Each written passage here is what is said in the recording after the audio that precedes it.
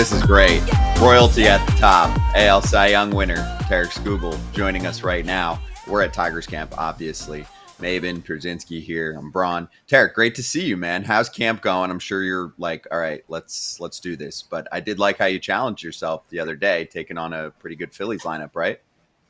Yeah, no, that was a good day. That was a good day of work. I think my next one's in Sarasota on the road too, so that'll be a good Orioles lineup. So, yeah. But spring's good. I was actually talking to Cam about this earlier. Was the March Madness stuff has kind of helped take the mind off of how long we've been doing this. So, I'm excited for season. This time of the year, man, after last season, after the appearance that you guys made in the postseason, there's an expectation around camp now, right? The fans expect for you guys to get back to the playoffs. I know you guys expect you guys to go a little bit deeper. We know what you did as a Cy Young Award winner, but how can you make guys around you better? Like the conversations that happen with the pitchers, and I know you're left-handed, you have a lot of God-given ability, but you talk about bringing Flaherty back, Olsen. How do you as a leader make those guys better? Yeah, I think expectation one is a good thing. We want fans to think we're going to be a good team, right? And then it's up to us as a team. That should motivate you as a player. It's like, I'm going to go perform, so that way, fans keep coming to the yard. But as far as, getting better, I think as a team, every single day has to matter a lot. Every single game has to matter a lot. And I know I don't play every game, but my preparation between my starts has to matter a lot to me. To when I go perform, I put myself in a good spot. And I think that's something that all our starters do, which is pretty cool. And I know our relievers are ready to go and they take care of themselves, the way they do. It's a little bit different animal. But I know our starters, they all have really good routines and they're all pretty focused on what we're trying to accomplish. Tarik, why gray pants? Why does Hinch make you go on the road? Now, most starters with your credentials, all right, you don't have gray pants. You should be like, you know what, Hinch, I know you went to Stanford. You think you're smarter than everyone else. But let me stay back at home, bro. Pitch on the backfield. Why'd you want to go on the road so bad? Yeah, I'm not really much of first off, the backfield is a place that can really humble you. So I don't really know if I want to throw on the backfield. Hey, it's tougher than pitching against the Phillies. Hard. There's no Bryce Harper or Schwarber, but those dudes are going to rake you. I guarantee you. Yeah, I think backfields would be like playing like Team USA's lineup. Like that's what it feels like when you're back there. It's just like everything's hit hard and you're like, I don't even know how to get outs. So I kind of like going on the road. I like getting the good lineups and getting you ready for season. I like competing and getting those juices flowing. This isn't a knock on anybody. When you throw at home and teams are traveling 3 hours, it's a little bit different of a lineup. Younger lineup, different guys in there. So I like going to guys' place and throwing and competing. I think I need to get that going or else I don't think the stuff coming out of my hand is pretty good when I don't have the adrenaline flowing. So I like going on the road. And when he presented it to me, we're playing the Yankees early in the season. Do you want to go to Baltimore? I said, absolutely. Like I'd love to go on the road and face Baltimore and get those guys in that lineup. They got a really good one. So it'll be fun to get out there and compete. Hey, AJ, real quick. Playoff preview. Hey, Baltimore and Detroit, playoff preview. Hey, I know as a catcher, AJ, you love that, right? That sets the precedent, right? We get to spring training. Guys don't want to make – I was 5 years in, road trip. I ain't trying to go. I like that mentality, but I will say this, Scott. This is the one thing about this dude. At a very early age, I realized when I met this guy, his competitive fortitude is different, right? This dude wants to compete. He wants to be the best, and I think that rubs off on those guys. Let me ask you this. In camp, you've been impressive. You've done a lot of things that impress the league. Pitching, from a pitching standpoint, who's been a guy that has impressed you this camp that you go, okay, if we get this guy right, we can do some special things as a staff? Yeah, I think a lot of guys have came into camp really in shape. You're going to get with Jack. I don't worry about Jack at all. I think he's Chafin lost like 20 pounds. Yeah, he came in good. Shape, right? Yeah. But if I had to name one guy, it'd probably be Casey Mize. I think the talent that he has, he revamped kind of a lot of his arsenal on his own, which as a teammate I love. He took the initiative to really try and get himself to be the best pitcher he can be, and he's pitched really well in spring training. And I've made a point to get out there and watch every single one because I'm interested to see kind of what the changes are. I think Jackson Jobe, the stuff is I'm like, I don't really want to watch it because it's better than mine. So I'm like, I don't want to watch it. You're really good, But, Casey Mize, I think he's a really good pitcher. You played with him. Yeah. He's the same guy, routine, really good competitor. Also really good friend. We've been teammates for the same draft class and all that stuff. And for him to take the initiative and revamp his arsenal, I think that speaks a lot about who he is and who he wants to be on the mound. And that's something that fires me up, to seeing teammates and makes me want to be a better version of myself as well. Was 100+ part of the revamp? Was that real? Was that 106? Was that real? That was the first one, yeah. Was that? Oh, 106. Yeah. I saw that. Came in. I'm like, is that a part of the revamp? We throwing 106 now? Yeah, you said 106, and I was like, oh, the next one must have been a changeup because it was 97. But yeah, if he's throwing 106, we're in a good place, right? I don't think anyone's going to hit that. Hey, Tarik, tell me more about Jackson Jobe and how he's looked in camp. Obviously, he was just like shoved into big spots late last year. We all know how good he's been in the minor leagues. What do you think he's going to do this year? Yeah, I don't want to put any expectations, on him. I don't think that's fair to him as the player and as a teammate. I don't think that's fair. But I expect him to go out there and compete every fifth day and challenge guys, each and every at-bat, each and every pitch. And he's going to learn how his stuff plays, at the big league level. And there'll probably be a learning curve, and that's okay. And I had the same thing. And I'm still learning stuff about myself. So I think that's the beauty of the game. Just because things worked last year doesn't mean the same recipe is going to work this year. So the same will go for him, and I'm excited to kind of be there and just bounce ideas and let him bounce ideas off me too. And we can just have that good conversation and be a good, resource for each other. So I'm excited for him. The stuff speaks for itself. It's 98 to 100 cutter, slider, changeup, curveball. Everything's really, really good. And he's a competitor too. I think he cares a lot, and I think that's a really good quality. And I'm excited to kind of watch him do his thing this year. Did you tell him to throw it down the middle? What did he say? Quit trying to hit a gnat's ass? Yeah, that may have came out of my mouth a little bit. But I loved it. I love it. I love the confidence that he has in himself. It's true. Hitting is really hard to do. And if you're consistently getting into counts and getting guys in leverage, you're going to get a lot of uncomfortable swings, and you're not going to see as many A swings even early in counts. You're going to see a lot of B and C swings, and guys are trying to put the ball in play. And once that starts happening, it becomes really hard to score and sustain innings. And I think that's going to work in Jackson's favor. So I love the quote. It just speaks about the confidence that he has in himself, and I think he should. I think he should have that confidence in himself. Hey, by the way, people don't know this, Cam. People don't know this about Jackson Jobe. His dad was a professional golfer that won. So is he the best golfer? And do y'all stay away from him on the golf course or what? Because, he's got that genealogy for good golf. Yeah, I think his dad's still playing on the senior tour. PG. What's that? Yeah, I think he's still playing on that. I've yet to see the swing. I don't think Jackson really golfs, so maybe he's kind of put baseball in front priorities, right? I respect that a ton, but yeah, I haven't seen him swing. I'm sure he can hit the golf ball really. If you grow up playing golf, you're going to be good at golf, and if your dad is who he is, you're going to be good. So, thanks. Yeah, I haven't seen him play though.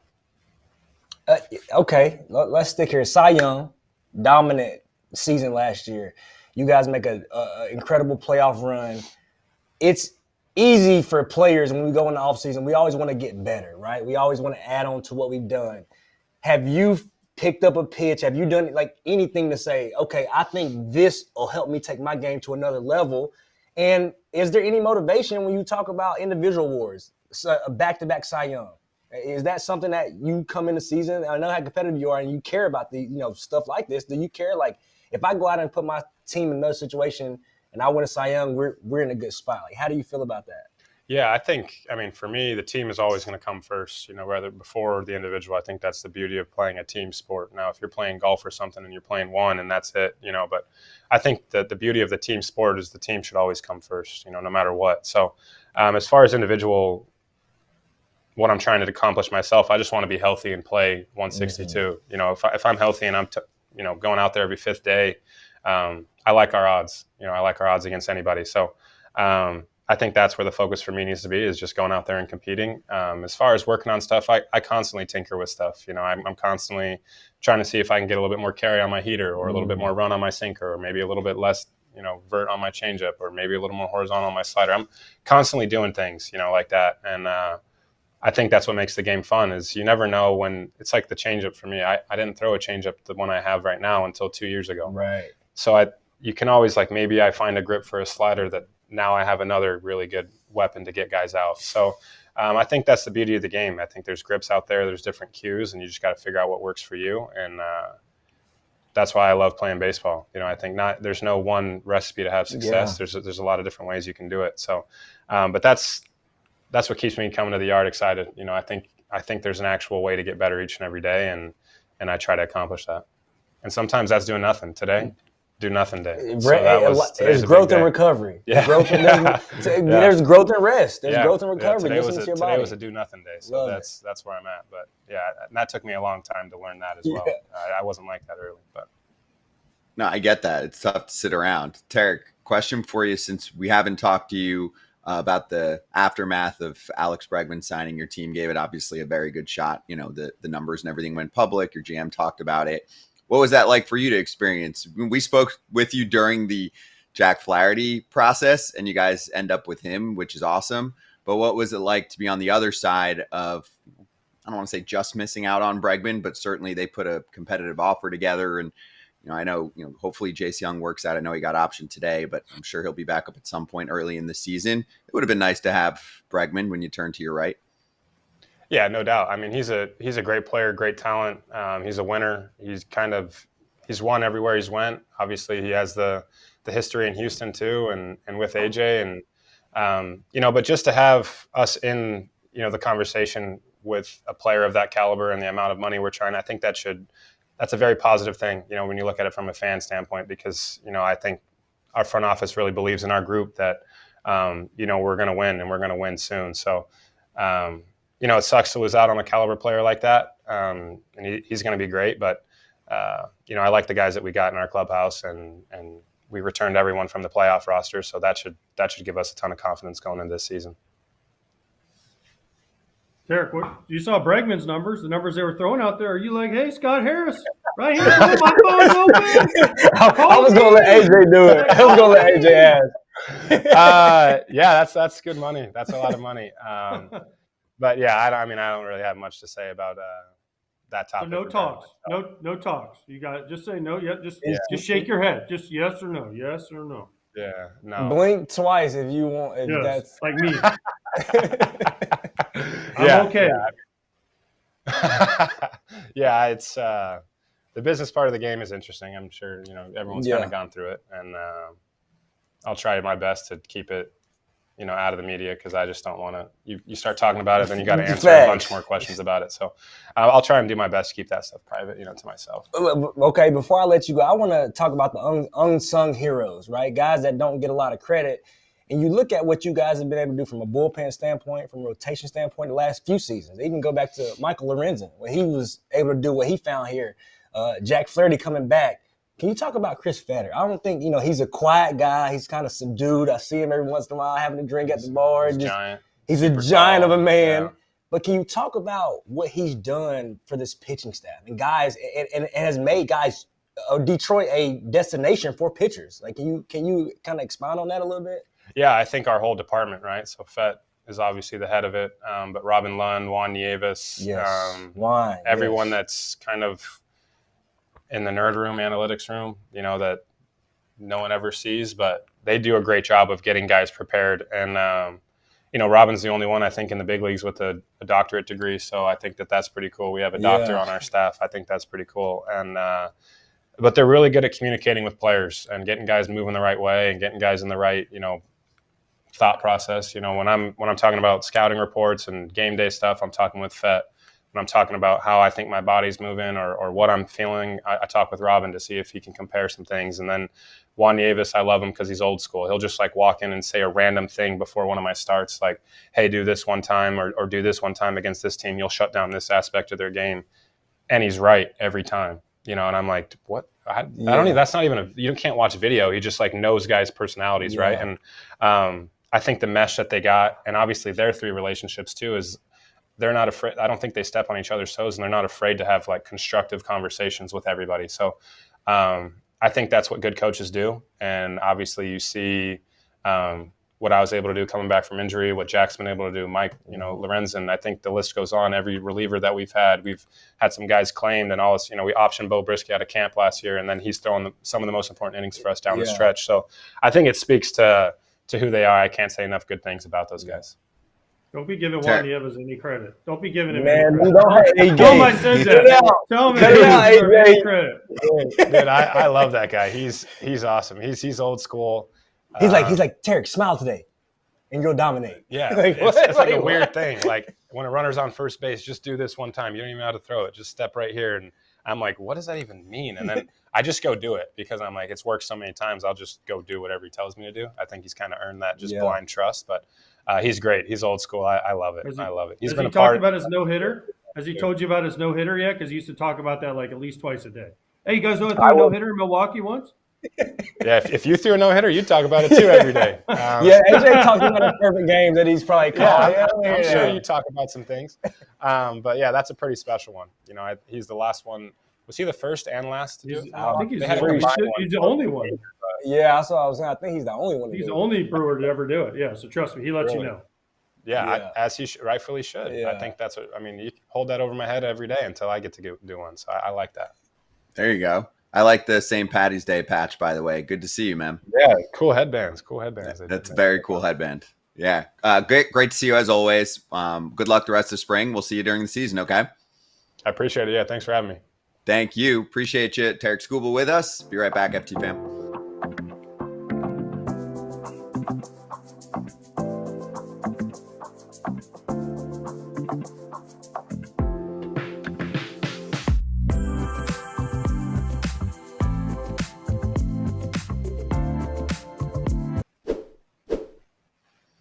All right, listen up, FT fam. Shout out to Mint Mobile. We do like saving money on this show. We talk about owners that love saving money on this show. So maybe if you're, a cheap owner out there in baseball, because I know some fans get really pissed when I talk about that, we're going to shout them out right now. Mint Mobile could be the spot for you with premium wireless plans starting at $15 a month.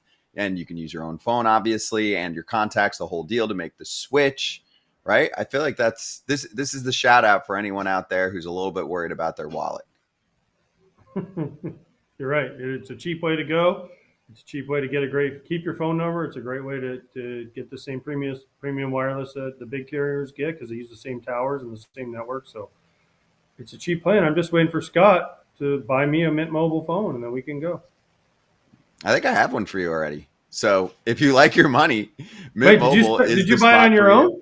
Because you're kind of like some of the owners, Scott. You're not exactly known for shelling out the money. I actually am. I think in terms of what comes in and then how much I spend outward. Remember when they did that chart of how much teams are making and how much they're spending on player payroll? If you look at how much is coming in for me and how much then gets spent on really just living apartments, the numbers aren't great. They're not in my favor. Let's put it that way. I would not be friends with the Mariners, the Twins, etc. Anyway, if you like your money, Mint Mobile is for you. Okay. Shop plans at mintmobile.com/territory. That's mintmobile.com/TERRITORY. Upfront payment of $45 for 3-month 5 gigabyte plan required, equivalent to $15 a month. New customer offer for first 3 months only, then full price plan options available. Taxes and fees extra. See Mint Mobile for details. All right. It is also... There we go. We're back. I was like, what happened? It is also St. Patty's Day. I just wanted to shout that out early in Mint Mobile's green. Yes, although my sweatshirt is green, my undershirt is also green. So I just want people No. Your sweatshirt is gray. Dude, you're colorblind or the camera. So wait, what color is this shirt then? If this is gray, then what color is this? That is a beautiful green on the bottom. This is as green as it gets, yo. I can't show y'all. What do you think? I'm going to wear a gray sweatshirt on St. Patrick's Day? What are you, crazy, man? This shirt's green too. Yeah, you're colorblind. The camera's colorblind for real. Look, what color is this? Gray. Everything's gray.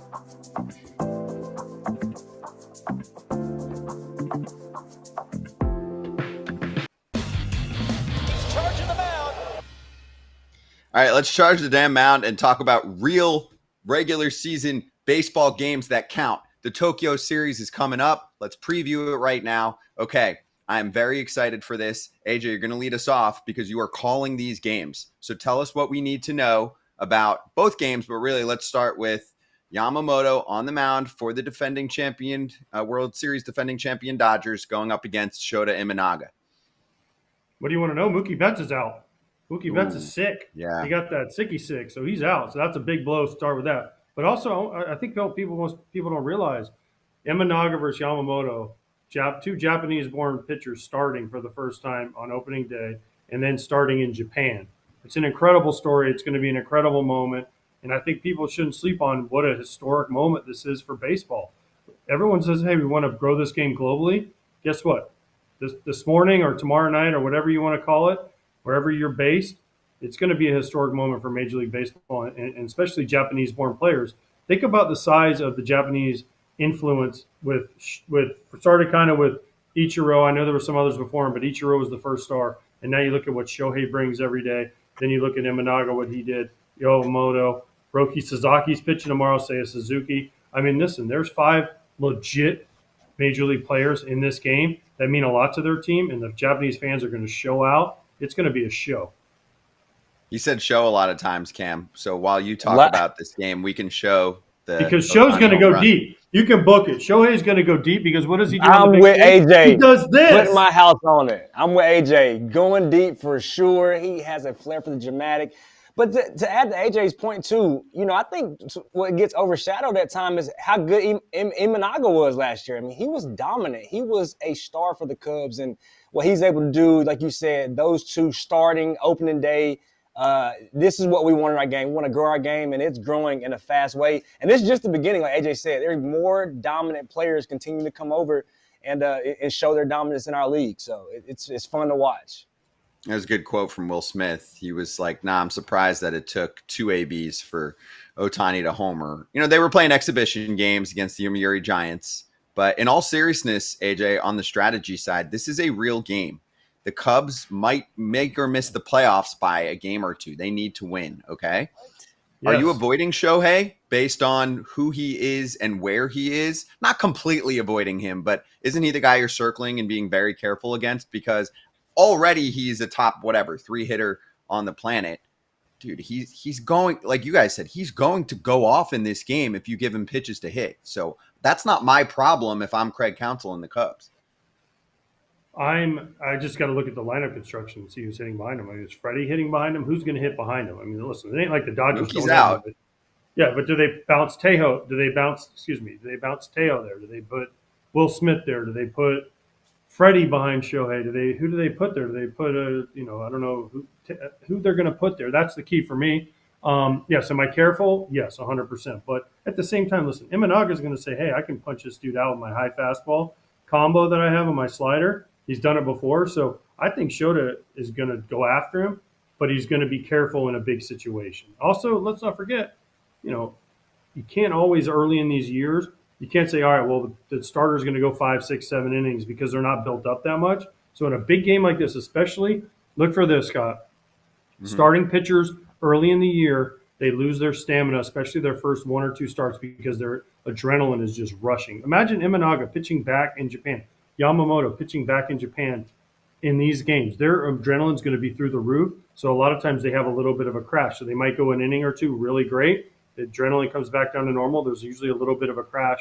That's when they give up some runs. So there used to be an old saying that we used to have. We love Mark Buehrle on opening day. Why? Because everybody wants to get off to a fast start. Hit homers. Buehrle's going 82, 84, right? Roll over.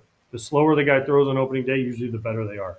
Yeah, remember last year Yamamoto in South Korea was a little frazzled. It was also his major league debut, but just all things to keep in mind. And rested bullpens, obviously, both ways. Like, you don't have to worry after these 2 games. You get some time off before they play regular season games again. They get a week and change. So a lot more we'll do with the Tokyo series. And lastly, Mookie Betts apparently lost about 15 pounds. They're worried that he could get hurt by rushing back too quickly. So he's been pretty sick. He might even fly home and not be there for the games. All righty, let's get to our next guest. Back to Tigers camp in Lakeland. Riley Greene joining us right now, sitting next to Cam. Riley, how's camp going for you? It's going great. It was super hot yesterday, and now it's pretty cold today. So I don't know what to think about it, but yeah, it's going good. What's the weather report? Yeah, I was gonna say year 4. Here we are, year 4, right? Mm-hmm. We just asked Tarik, where are you at on the gray pants, white pants? Or year 4, you got enough pull to be like, AJ, I want to be home, or where are you? Because Tarik's setting the standard. He's like, I'm going on the road. I want to face the best lineup that they got to face. Where are you at on that? I mean, Skipper's pretty good about if we're living in Lakeland or if we're living in Tampa. I'm living in Lakeland, so I've been playing a lot of home games. Okay. But I go on the road sometimes. Hey, AJ, let me tell you too. So 2020, right? 2020, I think we were COVID year. Yeah. First year I see this guy, right? AJ, you play with me. I think I'm the best athlete on the field, and I'm feeling myself, and I see this young guy, Riley Greene, I'm going, yep, probably coming to an end if this is what these guys look like they starting to draft. So I'm looking at you now. Can you talk about the body? You look good. You look like you're in better shape than I've ever seen you. Fit, you look strong. Any changes this offseason? I saw something that said, we ain't no more Chick-fil-A sandwiches. What has changed, and what did you really focus on this offseason to try to get the best version of Riley Greene for the Tigers out here? Workout-wise, it was pretty much the same as last year.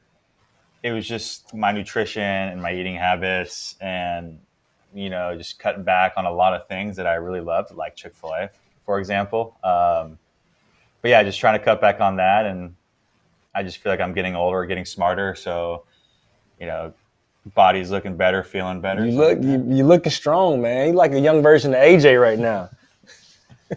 Listen, I'm going to tell you something. I'm mad at this guy. I'm mad at him right now. I'm mad at Riley because he was supposed to come over to the house and do a show with us, and you no-showed us all off season. So, I know you were in Oviedo up there, whatever y'all do in Oviedo, but, it wasn't that far. It's like only cross town to come hang out with Scott and I. We were there for 5 months. Hey, the phone works both ways. I did not get an invite. So, So whoever your messenger was, kill the messenger, AJ. Apparently, he could have come out. We could have taken him fishing out on the lakes over there on the other side of town. We could have done a lot of things. He said he wanted to meet Riley Greene. I said if he came to my house, I'd get him hooked up with Riley Greene, the other Riley Greene. So there's a lot of things. There was incentives there, but we're not good enough on the Southwest on the Dr. Phillips side because we don't have UCF and we don't have Oviedo and Haggerty Huskies. Sorry. Hey, I don't want to hear it. I did not get an invite, all right? So, there's no invite for me. Why Lakeland? Why are you living in Lakeland? Why aren't you living? You could have stayed on the other side of town. You could have gone. It's like for me to go back home, it's like an hour and a half. Well, with the traffic now, it's like 2 hours. It's crazy. But yeah, Lakeland's close, and I just really don't like driving far. So the 5-10 minute drive every morning is pretty nice. All right, I want to follow up. So you got Meadows down right now, Veerland down right now. You got some guys banged up. I've never asked you. I think I love you in center. I do. I think you're a above average outfit. I don't think you get the credit that you deserve defensively. How are we feeling about possibly playing some center field to start the season? Do you care where you are? Is it just more so about doing what the team needs and you just want to be in the lineup? Like, what's your thought process on that? Yeah, it's just really doing what the team needs. We got some guys banged up, and I feel like that's what being a part of a team is. Trying to fill in for those guys that are banged up, and once they come back, we'll see what happens. But I don't really care, and whatever they need out of me, I'll do. Love that. Riley, I know Spencer Torkelson is working on a little outfield action. What is your advice for him, for someone, who I don't think he's ever played it, right? Well, I think he told me he played it in the Cape a while ago. I just told him, just catch the ball, dude. It doesn't matter how it looks. Make the play you're supposed to make. Just catch the ball. And he goes, yeah, that makes sense. I'm like, if you look like an idiot, who cares? Just make the play, catch the ball. So how's his confidence, though? Is he like one of these guys like, man, I can do whatever. Like, I'm a baseball player. Position, baseball player. Is he one of those guys who's like, whatever, stick me out there, I'll get the job done? Like, what? How has his energy been with that? It's been good. He's been working his butt off. He's getting those extra reps he needs to get so he feels comfortable. But, he's ready. He's an athlete, so he can definitely do it. Good. I like that. Hey, Cam, Listen to this, Riley, y'all. So I just want to say this. I mean, y'all been watching Jose Altuve out there running around like circles, and he's a great athlete. Outfield's easy. I'll go play outfield. I told Cam. Cam thought he was all cool jumping over walls. I'm like, man, anyone can play outfield. And then I saw Jose Altuve do it. I'm like, maybe no one can play outfield. It's definitely a tough position, especially the corners, because the ball can really do whatever. It could top spin, it could side spin, it could be back spun. It's just tough, and it takes some getting used to. Are you his coach? Are you his coach? Are you his coach out there? Are you telling Torque, listen, righties go this way, lefties goes this way, or are you just saying, hey, go catch it? And did you tell him that Jesse Winker? Did you tell him that Jesse Winker, when it's hit you, just throw it to the cutout man as soon as possible? Because you can't go wrong if you hit the cutout man. Well, we had a little discussion. He goes, I got to keep the ball on my right side, playing right with this wind. And I'm like, just catch the ball. Don't think about keeping it on your right side. And he was like, I got to get on the throwing program. I said, brother, just do what I do. Just hit the cut and just one hot bases. That's all you got to do. So he's doing good. He's ready, and he's an athlete, so he can definitely do it. Let's talk about some, last year, great postseason run. We talked about a lot of expectation around here.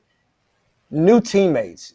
How's Gleyber Torres been, injecting himself into this clubhouse, or, beard? I love the bearded Gleyber too. I'm a big fan of that. How has his energy been? And, have you picked his brain? Have you guys had any time to kind of talk baseball or kind of figure each other out a little bit, so to speak? Yeah. So actually, funny story.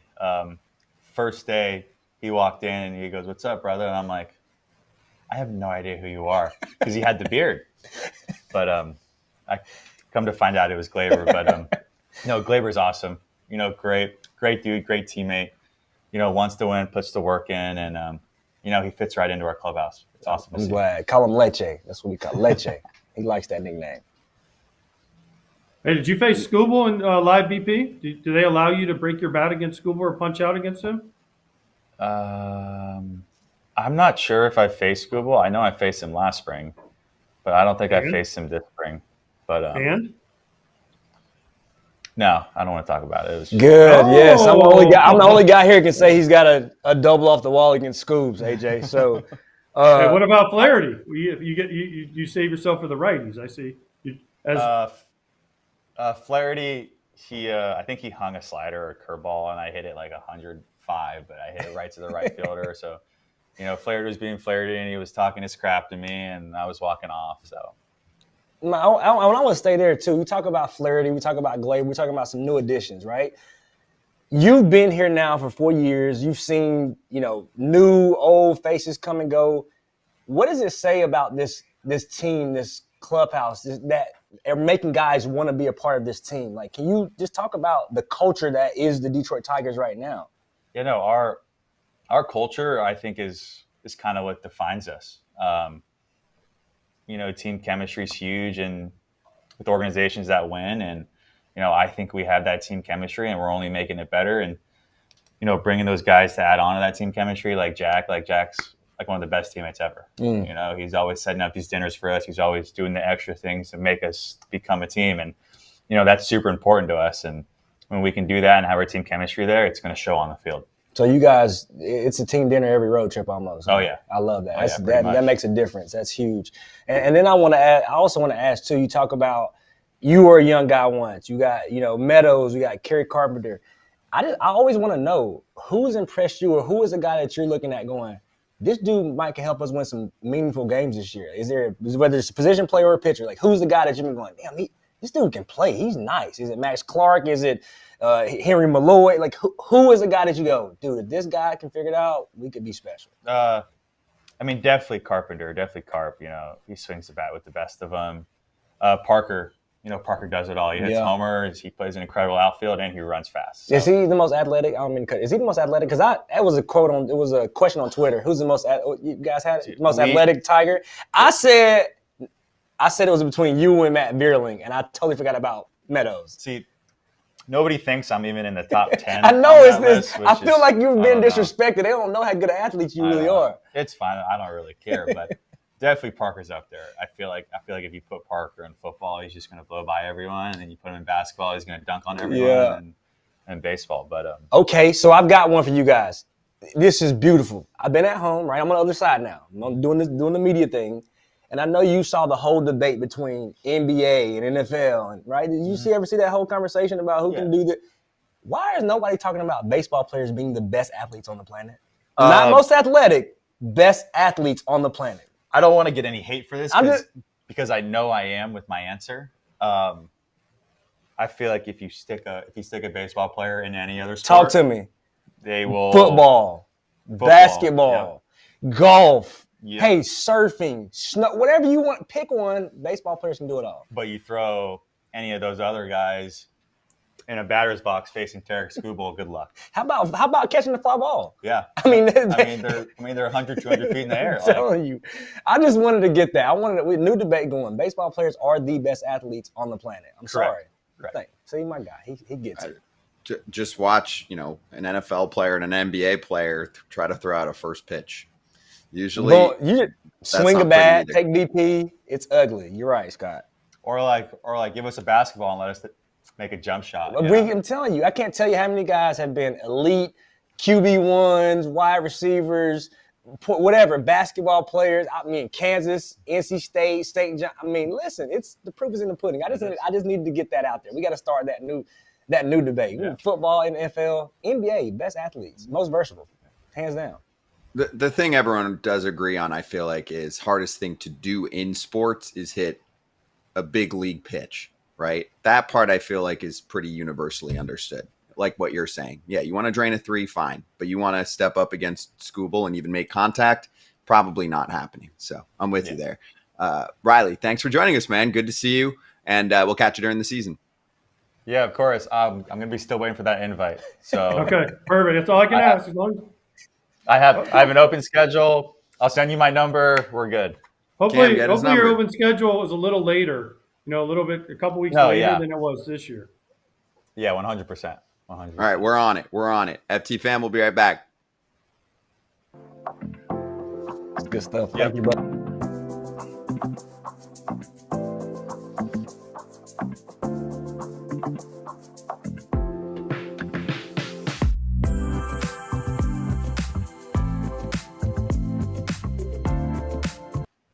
All right, so this is the good stuff. One little piece of content that we didn't get to show you during our brief Tokyo series preview. Justin Turner is out there with the Cubs, which is cool for him. He signed with the team that ends up going out to Tokyo. It's not the Dodgers, his OG team where where he did most of his damage.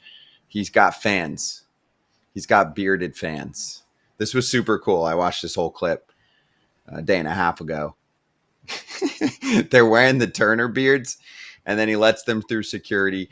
It's so, what's the word I'm looking for there? It's so respectful there, AJ, that you can actually do this where it's like, all right, let's open up the netting, bring them over. I know we do this in the US too, but great move here to take photos with his 2 biggest fans in the building. It's mostly, Shohei Mania, but there were 2 fans that said, you know what? Let's give some love to Justin Turner tonight.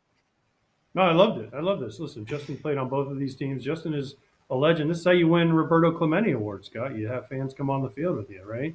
He's a super nice guy. He's respectful. He understands the history of the game. And there he is helping these 2 young kids. You know what he has forever? These kids will forever be Justin Turner fans, along with his father or their father who was there with him, who came down with him. And all the people that saw that will respect the heck out of Justin Turner. So good for you, JT. Good for you, those kids, for rocking those beards, because I don't know. It is St. Patrick's Day, so maybe it's the right day to wear those. But I don't know. It was pretty awesome that he did this, and then they let him do this. And it just, again, it's more about growing the game on a global level. And guess what? That's what they're doing over there in Japan. And it's been a huge success so far. Yeah, and each team played 2 exhibition games, and they went 1-1 in each of those games. Some fans are like, oh, they lost to a pro team in Japan. I'm like, yo, it's an exhibition game. First of all, in baseball, you would lose. Like if they played those teams, Hanshin and Yomiuri, anyway, in say a 7-game series, they probably wouldn't sweep them. Do you agree? No. I played over there in 2002. We had an unbelievable team. And we had played a 7-game series. We lost the first 3. We had a meeting, and we got yelled at. And we're like, calm down, bro. We got this. And then we won the next 4. Because they were like, we've never lost this series. We're not going to be the first team to lose it. Barry Bonds, Jason Giambi, they went out and just mashed homers after that. And we won the next 4. But, yeah, I mean, listen, it's the World Series, the Super Bowl, the NBA Finals, the NHL Finals for those teams when they play these big league teams. Because, as you see, a lot of them want to come over and play in the major leagues. That's the ultimate dream. So when they get the chance, yes, it's a big deal. Yep.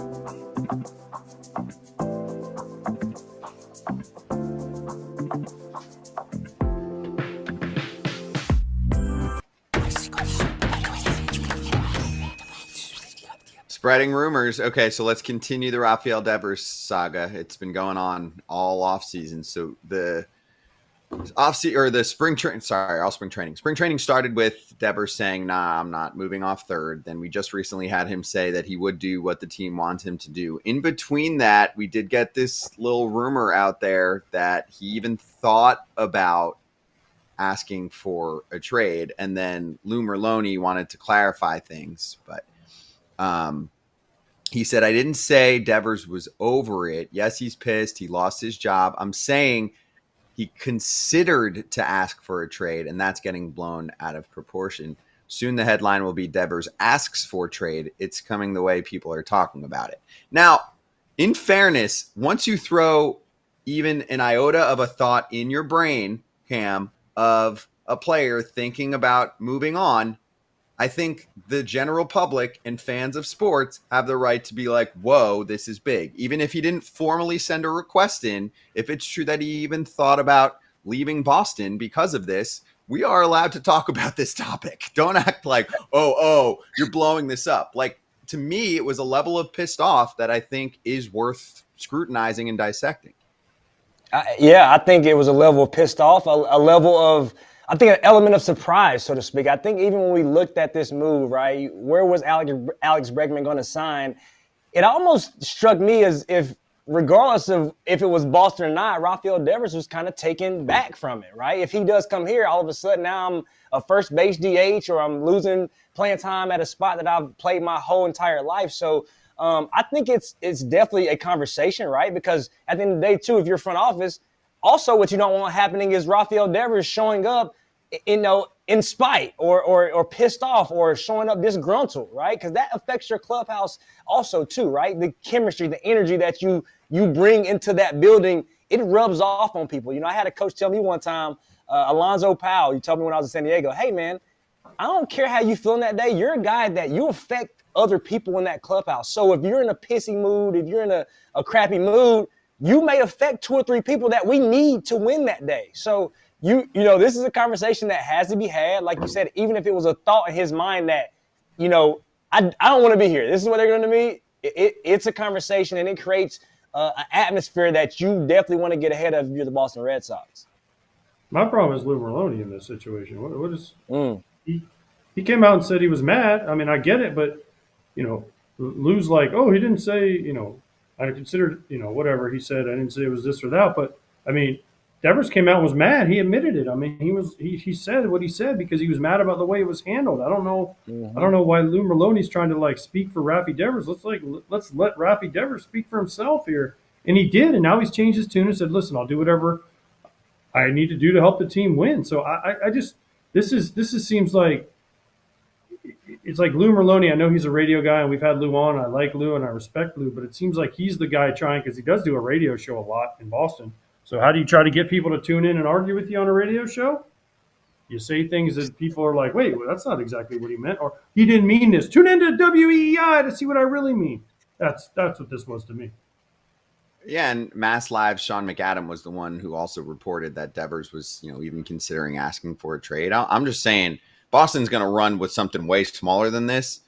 This is real. There was serious dissension here. So we'll see how it plays out for him. But my guess is the Red Sox at least talked him into DHing for this season because the shoulder is also a factor. So they can point to that as well. Dude just played, in a regular season or in a spring training game for the first time this weekend. All right, we're going to step aside. We're going to get into a little fantasy baseball talk coming up next. Paul Sporer from Fangraphs will join us.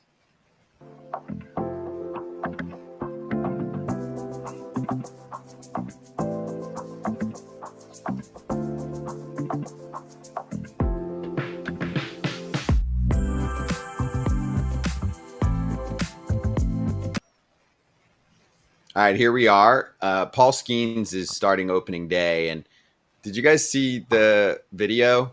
They kind of did it as if he was getting called up to the show, bringing him in, sitting him down at the desk, the whole deal, which is great. But it was the news that we all could have told you, as long as he was healthy, September of 2024? We could have said, hey, when he was Paul drafted, Skenes is opening day start. When he was drafted, you could have wrote this. Right, exactly. In 23, yeah, he's going to start on opening day. We have the clip. Let's show it. Yeah, I mean, the cool thing is, he sent me a text when the video came out today, and he said, it's going to be tough next year when you're starting day 2. So that's what we need. That's what we have with Jared and Mitch and Bailey and Heen. And that was him talking to some local Pittsburgh media about Bubba Chandler texting him that I'm next. There it is. A serious confidence boost for the rotation with another big dude coming, and obviously they'll need it because they didn't really participate in the offseason. But yeah, you had some jokes on socials, Cam, with people being like, that's like telling LeBron, hey, you're in the starting lineup tomorrow. Yeah.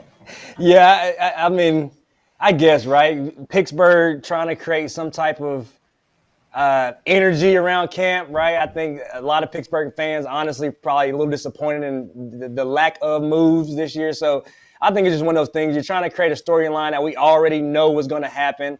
I mean, if you didn't have Paul Skenes open, the season up, who would that be? I mean, the headlines will be ridiculous, right? Talking about why would you not? So I don't know. It's really not much to talk about. Like you said, it's kind of the writing has been on the wall for years. We know that at this point, Paul Skenes is one of the best arms in our league. Hell, at this point, he might, take that role as the best pitcher in the game. He has that type of stuff. So time will tell, but we all knew what was going to happen when you talk about who's the opening day starter for the Pittsburgh Pirates. It can only be one guy. Let's be honest. It only would have been funny and viral if they brought him in and they were like, so you didn't learn a kick change this offseason. We're going with Jared Jones. See you on that would have been great and pranked the crap out of him. Now, see, that would have been awesome. Yeah, that would have been that would have been better. Should have done, as we had Bubba Chandler on, what we should have had is they should have had Bubba in on it and been like, hey, Paul, sorry, we're giving it to him. And had Bubba Chandler, and then Skenes would have been like, what? Say what?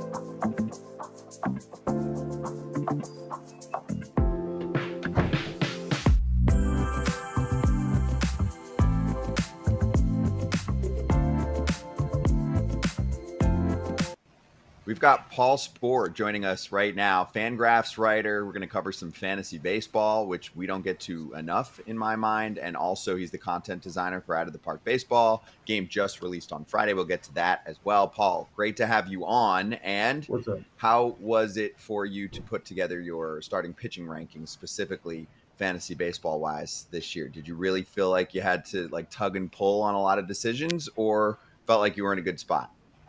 Gentlemen, great to speak with you. I really appreciate y'all having me on. Yeah, I mean, the pitching rankings, I could spend so much time on them. They're always like a snapshot. I really, doing this process for the last several years, I kind of get how prospect folks are, because they always say, hey, this is a snapshot in time. It can change. If you asked me an hour later, I might feel differently, not because the guys pitch, but because you see a little bit more data on things and things move. And then, of course, we start spring and all the injuries start coming. So I'm consistently updating them. So if you go to Fangraphs, you'll see that there's been many updates. There'll be a few this week with 2 more big weekends of fantasy drafts coming. But I feel pretty good about where we're at as the pool is. But again, those small little changes that you can make. The top is secured, though, and obviously I'm wearing my Tigers hat here because we know who the top guy is, Tarik Skubal. But Paul Skenes is right there, and a Paul S. with a great mustache is somebody I'm going to have some favoritism toward, just by default there with being a Paul S. myself with a mediocre mustache. And then, of course, Wheeler might actually be a bit underrated right now because when you're looking at fantasy aces, you want somebody who's got that track record. And let's be honest, neither Skubal nor Skenes has a lengthy track record. Skubal's done some things in the past to have some confidence in, but obviously Skenes is a sophomore. Meanwhile, Wheeler, while a bit older, has been doing it for a long time. So he's almost a bit underrated at this juncture. And then you get back into the risky but high upside with Garrett Crochet and Jacob deGrom there for different reasons, young and old, but injury and lack of recent innings for deGrom and overall innings for Crochet. So it's a really interesting pool at the top this year. And I think it's had some people maybe pushing pitching down a little bit and going for hitters in those first few rounds and then starting to tackle the pitching. Listen, I'm gonna go back on you on this because what you said at the end is the most important thing. Health, right? Okay, yes, Tarik Skubal was healthy.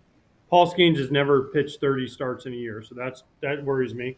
But then Wheeler, yes, has done it for years and years, including the postseason. My problem is you get to Crochet. Last year he was so limited in innings. It's hard for me to want to. And then deGrom, we don't know what you're getting out of him.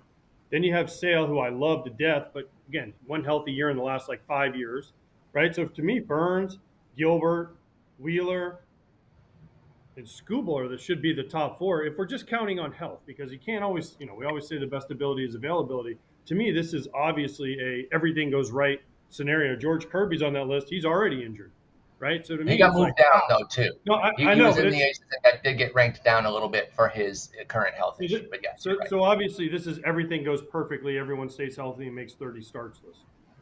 Yeah, because you're 1,000% right about best ability is availability. The problem is we're not super precise in determining who's going to get hurt.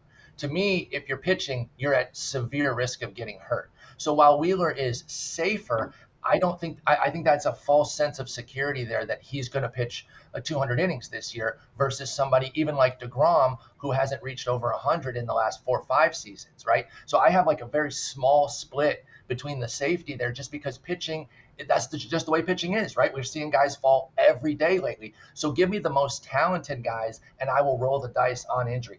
I'm not unique there. I'm not alone, but I am in the minority as far as people who draft. I understand moving up Burns, Logan Gilbert. They've got the better track records. I just don't think that safety in the track record is super bankable because if you're throwing pitches every 5 days, you are a massive, massive injury risk, regardless of how healthy you've been in the past. It cannot be guaranteed for the future. So I'll take the best guys on a per inning basis and kind of let the chips fall where they may, health-wise. Hey, Paul, that was great from a position player standpoint. Boring. Let's talk position players. Let's not talk pitchers anymore. Let's talk position players. Who in your eyes, right? We saw Jackson Merrill really outplay his ADP going to last year. Who in this year's season is your Jackson Merrill? Who's the guy, the young guy that we may not be focused on, but you say this guy is going to have a big year for fantasy baseball? Well, I have a hard time not gravitating toward Oneil Cruz. He's big in the fantasy community as well. You have Ellie De La Cruz and Oneil Cruz. Ellie did it, so he's up there. He's in the first round. Oneil Cruz is still a pretty expensive guy. He goes in the top 4 or 5 rounds, but we haven't fully seen it yet. 2020 season, moved to center field, has all the skills in the world. He's a huge X factor, right? That Pittsburgh team, I really think they should have gone out and gotten at least another bat or two to really help themselves. But Oneil Cruz could be that game changer. If he goes 30-30 this year, watch out. Things could go absolutely crazy. And then a couple guys who have not debuted yet that I've got my eyes on. Matt Shaw for the Cubs and Cam Smith for the Astros. 2 guys who were just drafted but have zipped up the rankings and zipped through the organizations, and they're going to break camp for both their teams. Shaw already did. He went and played at Tokyo there and is going to play in the Tokyo games this week.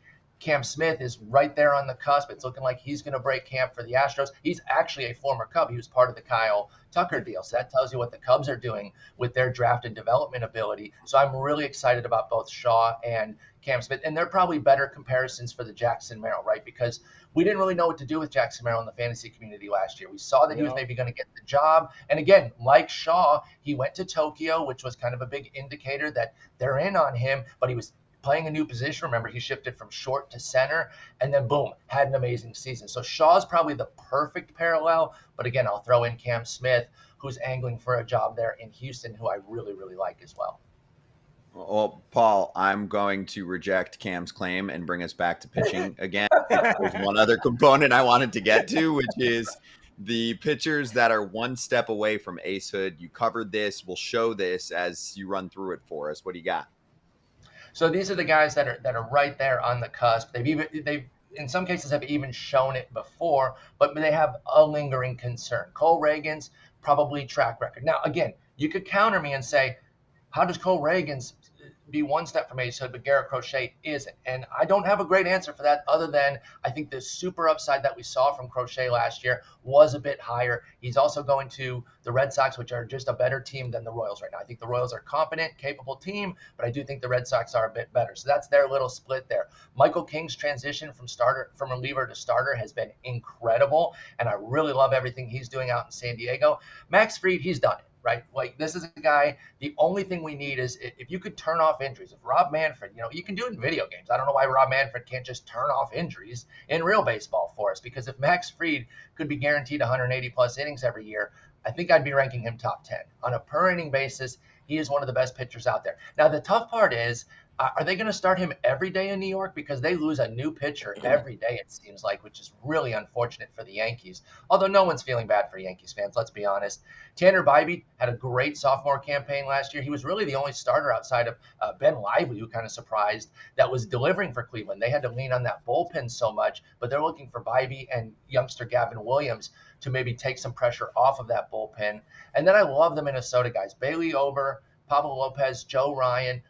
They're all three very similar, and I have both Ober and Ryan here. If either of them can cut into their homers, they've got sky-high capability. Of course, you can see I had to move Grayson Rodriguez down with his injury, but he's already working his way back. And if we could ever get health from him, he still has ace upside to me. Shane McClanahan has shown the flashes of the ace upside. We've heard from Tampa Bay that they're going to give him about 150 innings. And in today's game, especially for fantasy purposes, if you can get to about 150, that's enough to be a superstar. And then Shota Imanaga showed a lot last year. I do worry about his second half homers and how that's going to play in a full season, but I cannot deny the skills that Shota Imanaga showed. Wow, there's so many injury concerns. I can't, but I love it because I don't play fantasy, so I understand 150 innings is what you guys look for. It still amazes me. All right, Out of the Park Baseball launched recently. What should we be looking for? What's new? What are we looking for? And if I get this, when I download this game, what am I looking for as far as card wise, player wise? What's the big hit that I need to get?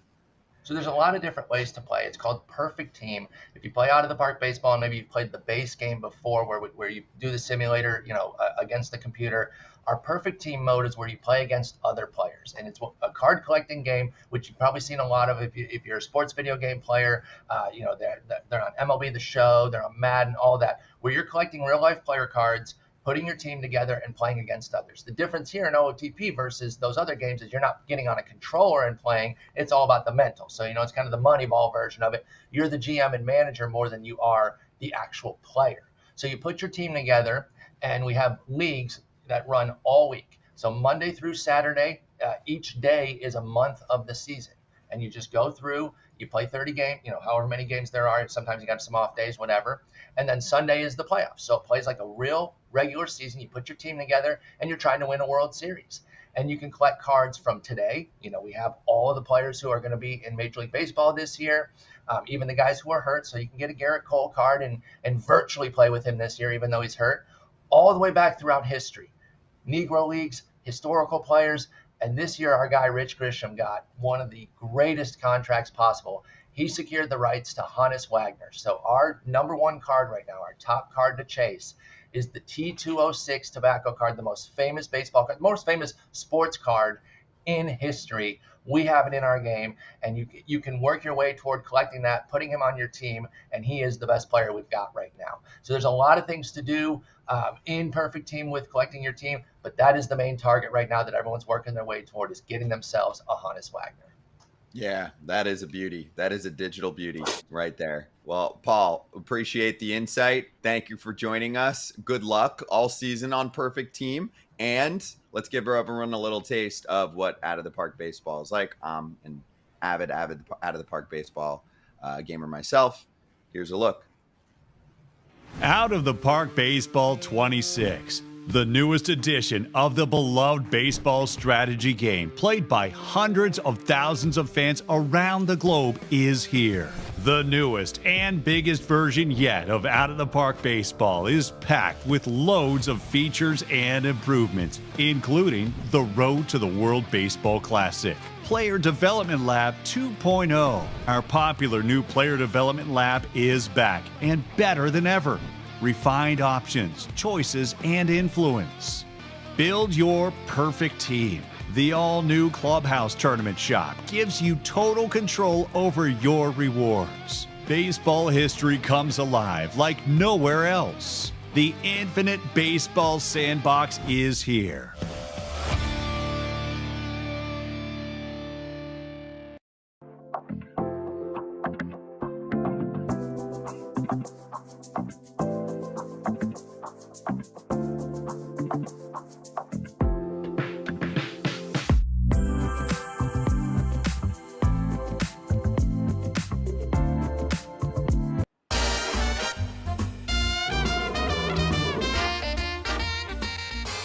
Wow, we're doing this first time in 2025. We are betting on games. AJ, you're out of this one since you're calling the game. But we'll talk to Cam about the Tokyo series. Game 1, it's Yamamoto on the mound against Imanaga. I'll go first, Cam, since I saw your pick, and it's going to take you a second. We only have 2 minutes. So for me, nice and simple, laying down 105 to win 100. Seiya Suzuki, I need 2 or more of the following combined: hits, runs, RBI. So for example, if I get an RBI double, I'm good to go. Okay. If he hits a single and then scores, I'm good to go. I think Seiya Suzuki's going to have a huge year. I love him getting mostly DH time. And of course, he is playing in Japan. So I think he'll thrive and be the star for the Cubs. Now, what do you have cooked up for us, Cam? Well, if you followed me last year, I was pretty much horrible at making the picks. But this year, I'm going out from the jump, going out hot, parlay, 3-leg. Give me over 7.5 on the total. Cubs money line and Imanaga 4.5 Ks. Let's get that for plus 575. Let's get into the money early on this season. Let's go ahead. Good start. Yeah. And so you're throwing down a hundo to win 575? Right now. Okay. We'll see. Okay. We'll see. I like the Cubs play too for an upset in game 1. I think Shota Imanaga will be good. And, I think the Cubs, both teams obviously are going to manage to try to win these games, but the Cubs are definitely going to get aggressive with their bullpen. It is a much better bullpen this year. Dodgers are really damn good. We know that, but no Mookie. All right. March Madness is starting up. So for BetMGM users, customers, there is a free-to-play bracket challenge available on the site every game day before first tip. They're giving out $250,000 in bonus bets. So go check out the app or the website for more information to win a share of $250K in bonus bets based on the points earned in that challenge. Okay, go enter, go check it out. And if you have a gambling problem or concern, call 1-800-GAMBLER. Be right back, FT fam, with AJ Hinch.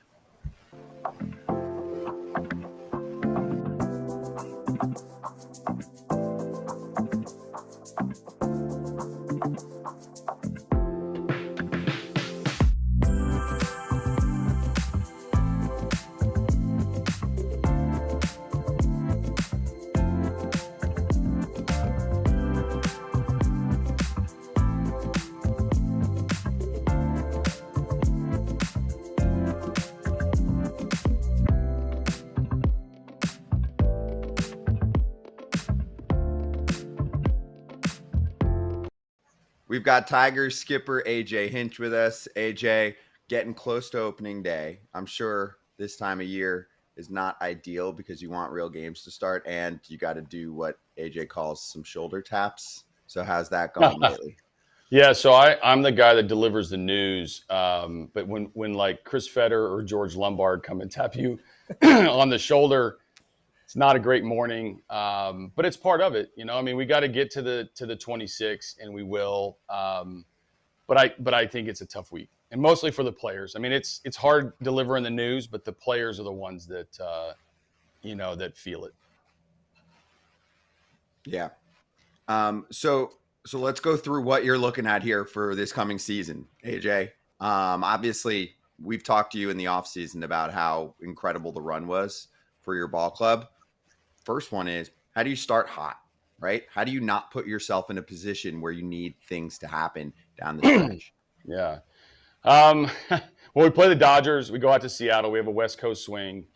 It is important for us to play well. It's important for us to get off on a good start. We are down a couple players, but we got to pitch well, and we're going to. I mean, we start the rotation with Tarik Skubal. We go to Jack Flaherty, which ironically will be on ring day in LA when they get their rings from last year. And it's, we need to get out of the gate hot against one of the best teams in baseball. So we've got to sort out like how we're going to do it, how we're going to overcome Parker Meadows and Matt Vierling not being there. We got to sort out the back end of the rotation. But at the end of the day, we need to go play the games and get away from sort of that feeling that last year was the peak of the enjoyment for these guys. You go play these 162, and we're going to sort it out at the end of the year and see if we can factor in again. I know the guys love the taste that we got into it, and now it's using that experience to bring it forward. What are you guys going to do with Jack on ring day? We asked him. I asked him about it. No, I know, but are you going to let him stop his warm-ups and walk out there and get a ring and a Dodger uniform, and then he's just going to rip it off and then go full Tigers? No, I think he's I don't know what they're going to do. They may do the thing with, where they do it the next day and they bring him out for, for their ceremony or whatever and do a single, ring giveaway for him. So now that walk out to the home plate to get the ring from Dave Roberts will feel better if he pitches well and does, what a time to walk out to the plate. But I don't know if they're going to do it game 3. They're not going to interrupt his thing on game 2, and they certainly aren't going to do it game 1 before the rest of their team gets the rings, their rings. So kind of funny. I don't think I've ever been a part of that. I remember in 18, whenever we were giving out rings to guys that weren't there, none of them were the first series.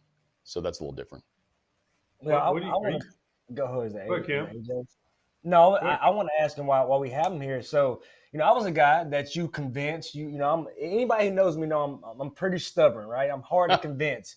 AJ, hey, I don't platoon you. You platoon yourself, right? Be ready for that lefty-righty matchup. I'm setting you up for success. I've told people all the time, one thing that you're really great at is leading men. I think you're really good at setting guys up for success.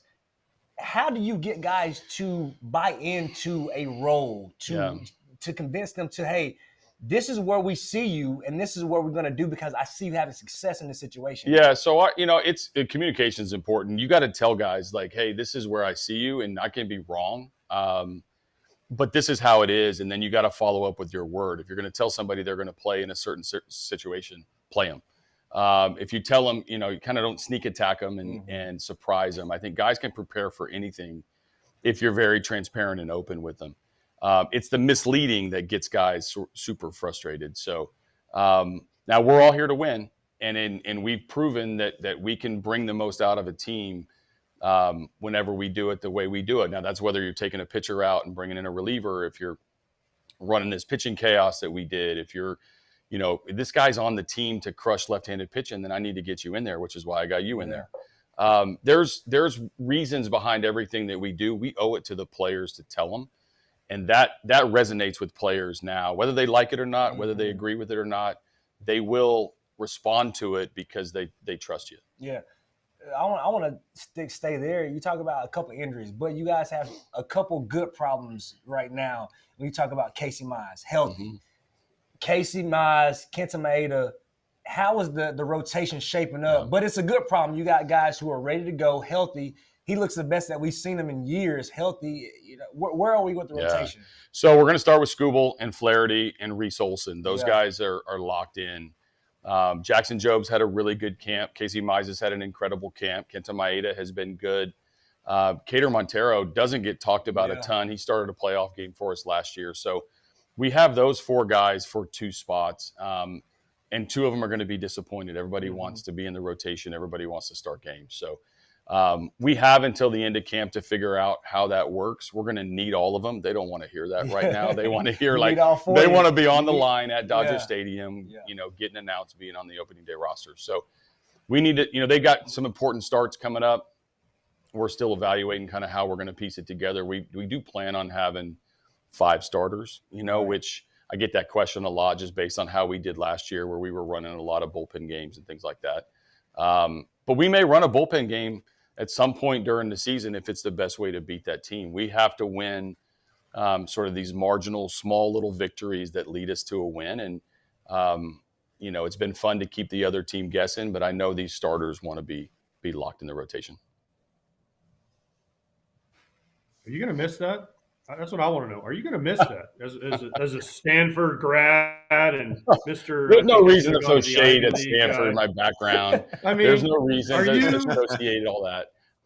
I mean, you guys wear the no button, got to stand behind the cone with Niner, the whole deal. So are you going to miss that you're not going to have to try to outsmart every manager with your chaos theory? Jealousy from you is a real thing when it comes to like somewhere you didn't go. I wish you could have got to go there too, man. I really do. No, I don't. We've had this conversation. We had this conversation why I didn't go there. You would have lost your job. Yeah, I think. Man, you are on one today. Like that's an incredible result. It's been a couple days. Don't worry, Hinch. It's been a long couple days. Trust me. I think the strategy part of it is pretty awesome. I think there's a way to confuse the competition a little bit, and you utilize the strengths of your guys. And I don't know about missing it, but I'm willing to use it. If you need to win one game, the hardest thing for the other team to do is have to face elite pitching or the unknown. Like those two things are I'm good with either, and I think there's a way for us to maximize the strength of our guys by utilizing it. It's not this thing that's mandatory for us, or it's the only way that you can win, or it's the necessary, even the most popular way to do it. But given what our guys did last year and how successful it was, we'd be crazy not to consider it at some point to reset the rotation or to match up against a very difficult left-right balance, because we have a number of guys that can come firing at you. So, but no, I don't, if the five starters want to roll out 180 plus innings, a dominant performance, I will stay out of the way and sit in my seat and high five them when they come off the field. Now let's talk about your one, Tarik Skubal. So first off, he pitched against the Phillies the other day on the road, right? Can you take us through, I guess, the rarity of everything that he did, and then his quotes afterward, I thought really were kind of a model example of if you want to be a Bulldog in a rotation and just be at your best at all times, you take spring training seriously as well, right? Yeah. So these guys only get, 5 or 6 starts, but during the spring. And so those are the 5 or 6 most important games of the spring for them. And when they go on the road, you get sort of the A players often, especially a weekend game mid-March. We're at Clearwater. And so he looked up, and if we just took Clearwater and then just moved to Philly or Detroit, that would have been a very easy lineup for him to see across the way. And he loves that. He thrives on that stuff. So what does he do? He goes out and pounds the strike zone. He threw incredible amount of strikes. He went right at guys. He gave up a couple runs. He gave up a couple of soft contact hits. He had a couple battles with Bryce Harper. I mean, that is really the most game-like, season-like, environment that you can create for him. Now, he came out of that and he was telling Chris Fetter and me, like, hey, I want to go on the road every trip next year. Now, he may disagree. He may not want to do that coming from Lakeland and you're going around to Fort Myers and Jupiter and Northport, and we travel a ton. So, but if we can give him the mid to late camp boost of facing recognizable guys and facing, kind of testing yourself on where you are, because next start for him is going to be against Baltimore on Friday on the road. He'll probably face those same guys. Then the next start after that is at Dodger Stadium, and we know how good that lineup is. So it is important to get some game-like reps before you get to the season. No better way to do it than on the road for a starting pitcher. So, okay, Riley Greene, Parker Meadows, Kerry, Carpenter, you've got some young faces. Mm-hmm. Max Clark, let's talk about the youth movement right now. There's an expectation around Kent, right? Yeah. It used to be, we hope we can be this, but now after last year, and what you bring to the table, there's an expectation of winning and guys doing their part to help. What do you see this youth movement, guys like Max Clark, big social media movement, a little bit of charisma. How does that help the team? Does it help the team? Yeah. What does it do for the ball Well, it club? depends. If you helped him by buying some batting gloves and a headband and an arm guard, like he's got products, our system, was just ranked really high. We're really proud of what we're doing with our system, and the influx of talent the last couple of years has been real. We've had a couple of those kids come over.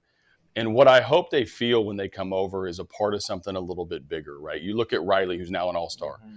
You look at Tarik, who's now the front of the rotation beast and an all-star. You look at, Colt Keith, who's establishing himself as a big league. There's Javi. There's Gleyber Torres, who just was in the – Parker is the center fielder that you dream of. I mean, there's Kerry Carpenter obviously broke onto the scene last year, but also like in October. Those guys are all watching how we do things and what the expectation is here. They've shown incredibly well. Ryan Garco's our farm director. He does like he's real with these guys on what they need to do to be better, to be able to play for us. And when you can combine that sort of youthful energy, youthful athleticism, the expectations on the major league side, you're starting to get an organization that believes that we should factor in. And then now you got to go play the games. So some of these kids that are coming over and doing well, Max Clark, Kevin McGonigal, Lorenzo, Briseño came over.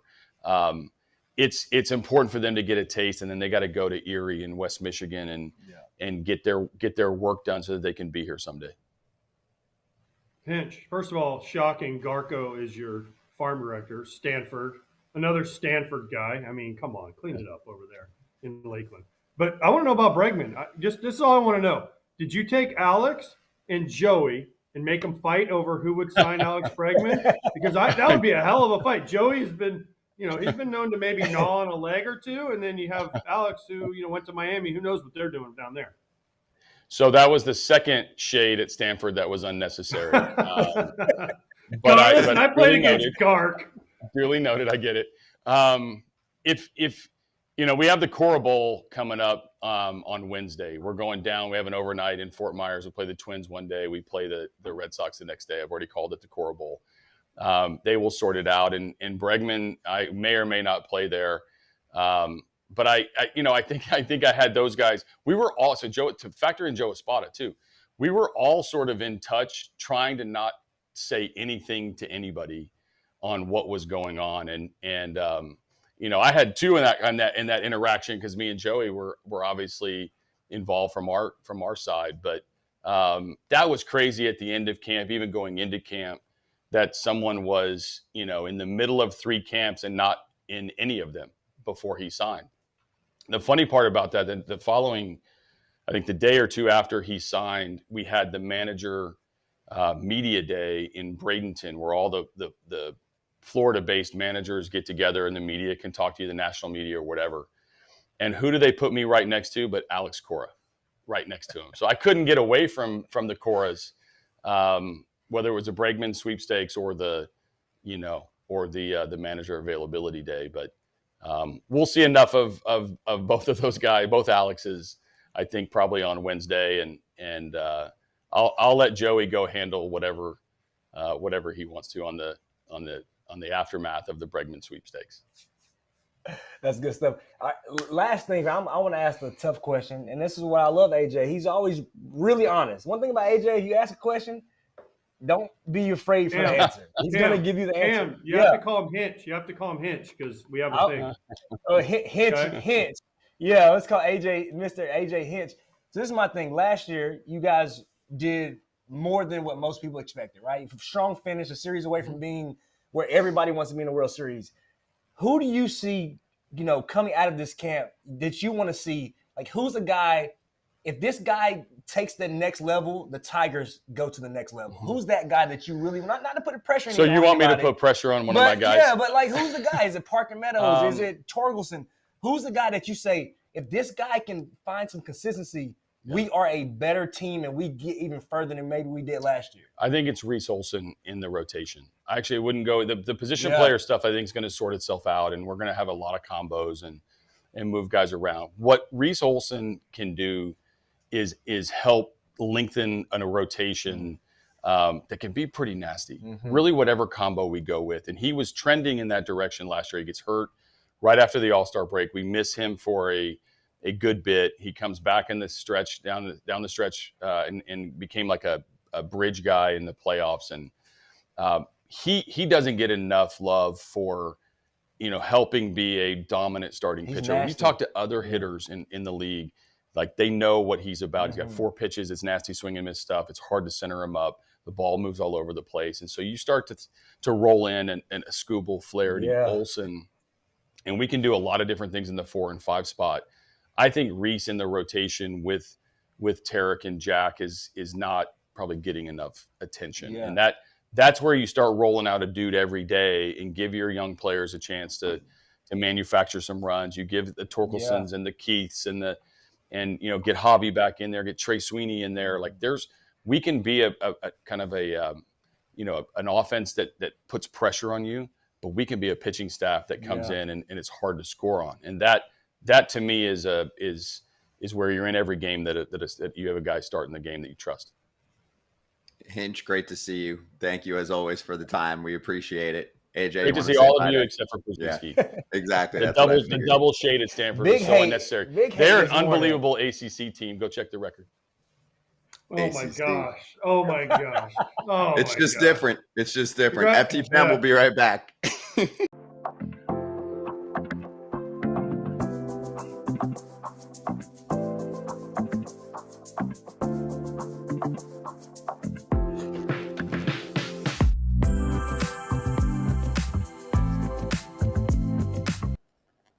The FT Spring Training Tour, also just different. It's just different. Let's show it. This is it. Last week of the tour, because the season starts for everyone else next week, by the way. Tigers camp today, Twins camp tomorrow, Red Sox camp on Wednesday, Braves camp on Thursday. Cam running through those camps.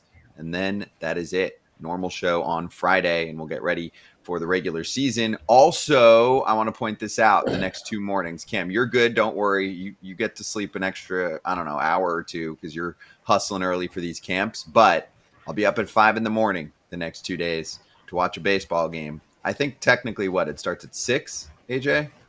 6 a.m. Eastern. Yeah. Sorry, I need an hour to get ready for my day. Breakfast, coffee, the whole thing. And then I'm going to be kicking back, watching Pierzynski on the call with Benetti for one game, Amin for the other. It's on Fox. And then, what? Did I mess that up? No, you crushed it. So far, you're crushing it. And then a post-game show after each game. There you go. Post-game reactions from FT. Just like we do in the playoffs, and we did this last year for the games in South Korea. Live reactions after Dodgers-Cubs. That includes special guest Max Muncy after game 1 on Tuesday. I think, AJ, you might be with us for one of those games, and then Kratz for the other one. Does that sound right? I believe I'm on tomorrow. Yes. Okay. So you, me, and Max Muncy tomorrow. On Wednesday, I hate to say this, but I have another obligation for my Fox contract. I have to do a Fox show after game 2 on Wednesday. So, yes. There you go. I'll be there. Okay. I will be there tomorrow, though. And we'll hear your voice plenty the next 2 mornings. Bright and early if you're with awake, AJ. If you're awake, it's breakfast with me. Good luck. Exactly. We'll be there. And they're real games. All right, FT fam, be right back with Kerry Carpenter at Tigers Camp joining us next.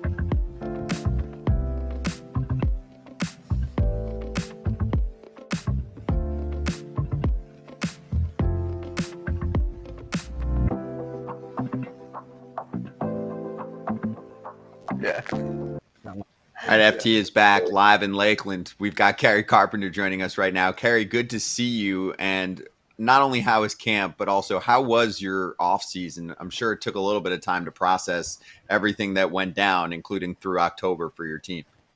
It was awesome. Yeah, thanks for having me on first off. Of course. Oh wait, hold up, Kerry. We're gonna come right back to you. We got a crackly mic. They're gonna fix you. I'll stop you before. Love the smile, so they're gonna take over for a sec. All right, back to you for a moment. They're gonna fix that. We'll mute them out there on site. Every once in a while, we get a little Lakeland crackle, but we'll be good. Just a little crack. Just a little bit, not a lot, but a little bit.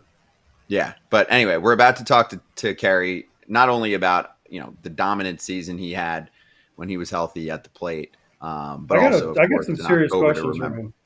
Yeah, I got some serious questions. Yeah, much like I asked old Riley Greene why he didn't come on. Kerry Carpenter's also a local Orlando guy. Another guy that could just come right in the studio. I'm just saying. Whose job is it to invite them? Yours. Okay, noted. All right, for next time. Sounds like we should be good now. Let's go back out. No, Kerry, you got us now? Got you. Yeah. No, Am I good? Crackle.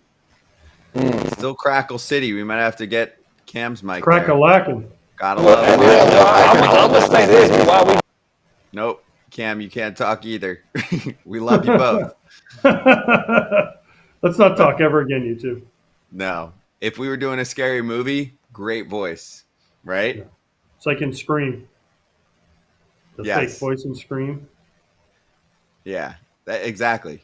If you want any of that, great. Otherwise, no. All right, so we'll keep working on things for a moment here. But yes, we'll see if we can get Kerry Carpenter already booked as our first guest for FT offseason after the 2025 campaign, when hopefully his team is a World Series champion. So we'll work on that. Anyway, while we have a moment, a little more on the Tokyo series. So obviously in game... Why are you looking at me weird? Obviously, where you're going. Yeah. In game one, we've got Imanaga on the Cubs side. Do you feel like he's got an underdog mentality in a game like this because the Dodgers are Japan's team, yet this is also his home country? I don't know if he has an underdog. I think everybody that goes up against the Dodgers, it's their World Series for him. So I feel like, I don't know if he goes into it like this, but Imanaga was good last year, especially in the first half. He was really good. And remember, he came on at the All-Star game, and he was hilarious when he came on with us at the All-Star game. So I'm rooting for this guy. I'm rooting for a great game, obviously, but I think he's going to go good. Like I said, though, earlier, though, the big thing is he's only going to be able to go maybe 5 innings. One thing the Dodgers do, man, they pitch count you to death, right? They foul balls off. They go deep into counts, and so they get these guys out. And one of the things we've talked about with the Cubs is how good is their bullpen going to be. That's what we're going to see. Mm-hmm. The other thing with Imanaga is not only the words, because he's had some funny ones throughout last season to the media, but the way that he pitches on the fun scale, right? The antics that just make him stand out. That's what I also look for, but it's got to be natural, and I think it is for him. So his starts were up there for me. As one of the most fun days to watch a baseball game last year. It's a different look, but he's also very animated on the mound. So I'm a big fan. Listen, he's fun, right? We want fun in baseball. Let's make baseball fun again. Isn't that the whole saying? Well, you know what Shota Imanaga does? He makes it fun because he says funny things. He does funny things. He smiles when he's pitching. He enjoys being out there. He enjoys the moment. And there's no bigger moment than him against Yamamoto here on opening day. I know it's not opening day in the U.S., but in Japan, it is opening day, and this is a big deal that they are pitching against each other on opening day. And I love that the Dodgers are throwing Sasaki game too. I think it's cool for the game. I think it's great. I love that they're doing this. And you know what? I'm going to get a firsthand look at Roki Sasaki's first start. I mean, up close and personal. You get to call his first ever start. All right, let's go back to Lakeland. I think we fixed a wire. Kerry, take 3. Yeah, are we good? Yes, let's go. Let's go. Apologies, dude. We've done a billion of these. I think that was the first one live where. No, you're good. Your team did a good job. Smallest thing, too, guys. Just push it up. Wait, you have to plug in a microphone? That's it. Just push it all in. That's still a thing? Would have never guessed. Amazing. All right. So anyway, I'll re-rack my question. Spring training, but really also coming off what just happened for your team in October, which was just such a fun story to follow. So how was that to process in the offseason when you think back to it? It was awesome. The offseason was busy because I had a little girl in November, so it was kind of getting ready for that. But once I had time to really sit back and think about 2024. It was pretty special to think about where we were in the middle of the season and then where we ended up. And I mean, we were 7 or 8 outs away, I think, from going to the ALCS. And we had a lead in the 7th, I think, at home in Game 4, and we were close. And so that kind of just like lit a fire in us, and like it's carrying over into spring training already. Let me go back to that, and I'm having flashbacks. You trying to do your best Gibby impersonation during that playoff run? Because, I mean, watching you banged up, still finding a way to come up huge for your team. Can you talk about that experience and how motivated you guys are going into this season after just a little bit of taste of what you guys had last year? Yeah, that's a little high praise, I think, to compare myself to Gibby. But no, it really is motivating to think about what we did with that team we had, and we just added a bunch of good guys in the off season, and all of the guys that were here got better. It was AJ mentioned it in spring training, and like the first week of spring training, where it's like the room looks very similar to what it looked like last year. And I hadn't had that with the Tigers. It was a lot of new faces because they were trying to figure out who was going to stick with us, and we got a bunch of guys who stuck, and we got a bunch of guys that are a lot better from last year. You talk about guys that stuck. Here we are, and we sat with AJ earlier, and AJ loves to say, because I used to give him a hard time, hey, man, I can hit righties too. And he always says, I don't platoon you, you platoon yourself. Well, you talked about it sitting here. You talked about the amount of at-bats you've been getting against lefties. I've been a huge advocate of let my boy Kerry spin. Let him get 500 to 600 at-bats. I think you can do some special things.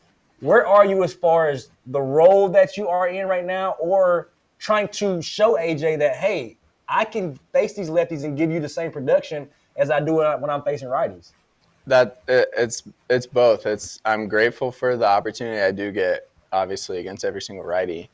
But I know I can produce against lefties. I've done it in the minor leagues when I was in the lineup every single day, and it's a different animal up here. But I've been getting a lot of bats off of lefties this spring training, and I already feel more comfortable where the angles are coming from, what pitches they're throwing. So I'm really confident that if I get the opportunity, that I can seize it. And it's just it's true that, I mean, I can go and earn it if I go produce, and so that's what my goal is. Is that the key for you, Kerry, the angles? Because I remember, first come up, I was a left-handed hitter. I hit lefties in the minor leagues, had no problem. And then all of a sudden you get the big leagues, and right away they're like, you can't hit lefties. Well, how do you know? You never let me get a shot. Yeah. I had a hitting coach tell me one time, you got to keep your angles, because the first thing that goes is your angles with the lefties. When there's a righty, your angles, your body is different, even though you try to stay the same. And one of the biggest fights was I would just tell myself, like, I'm diving. Right, because not a lot of lefties throw in on lefties, so like I'm just gonna.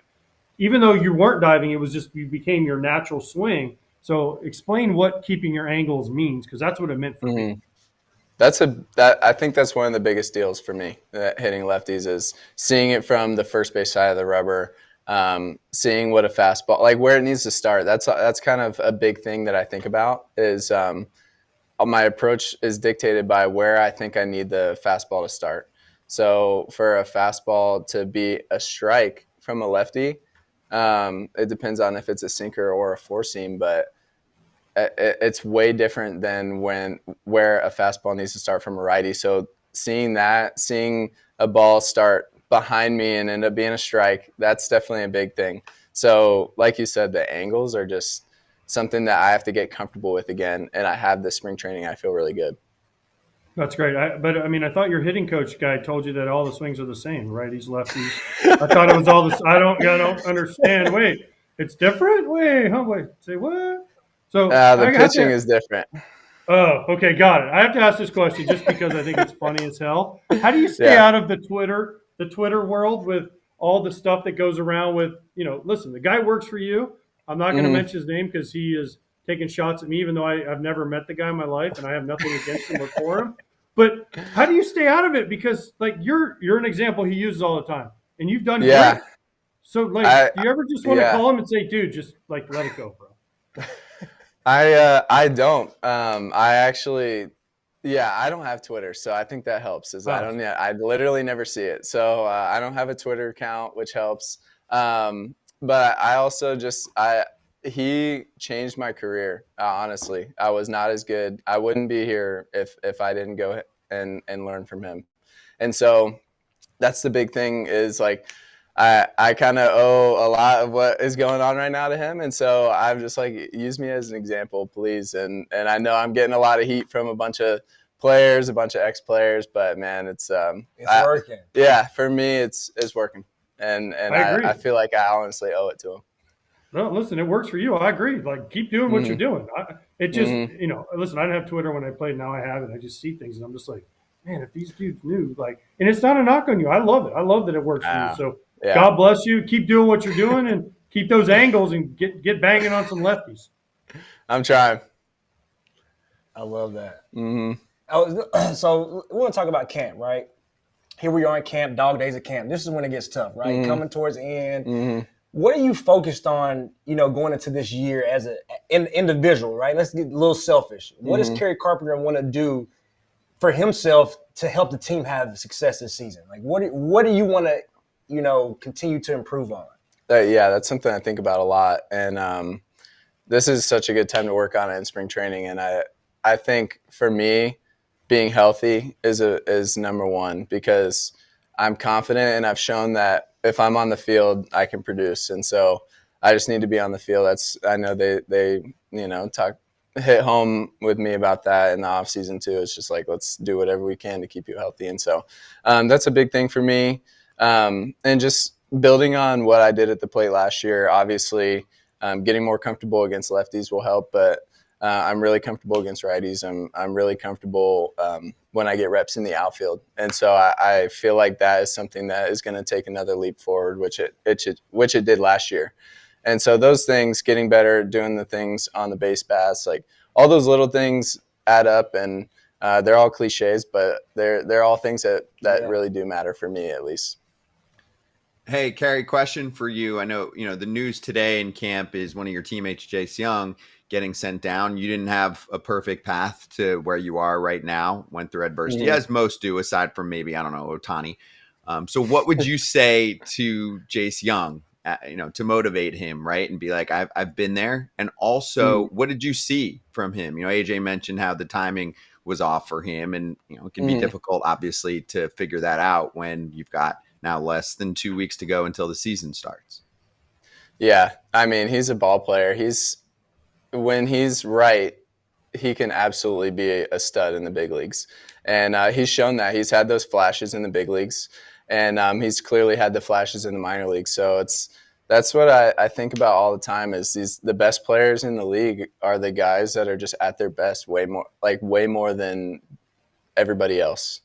And so that I think that's like you said, timing. He probably missed too many fastballs in the zone, but to me, that's fixable. Yeah. And he can go and work on that right now. And I mean, if he goes out and has a good first week, he could come back up. So I know it's got to be. I've never gotten option once I've been in the big leagues, but I did have a little bit of a rough path to the big leagues.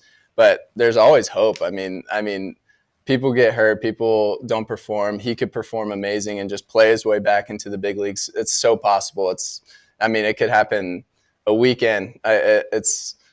There's no reason to lose hope, and I know it's such a dagger, but everyone wants to make the opening day roster. But he should never lose confidence because he has it. He's a stud.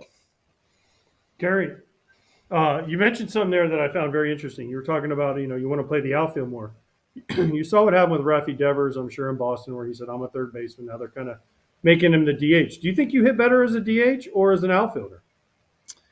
I don't know the numbers, but I like being out in the outfield. I like being in the rhythm of the game. I like the run out and back. I think it keeps my legs loose and healthy.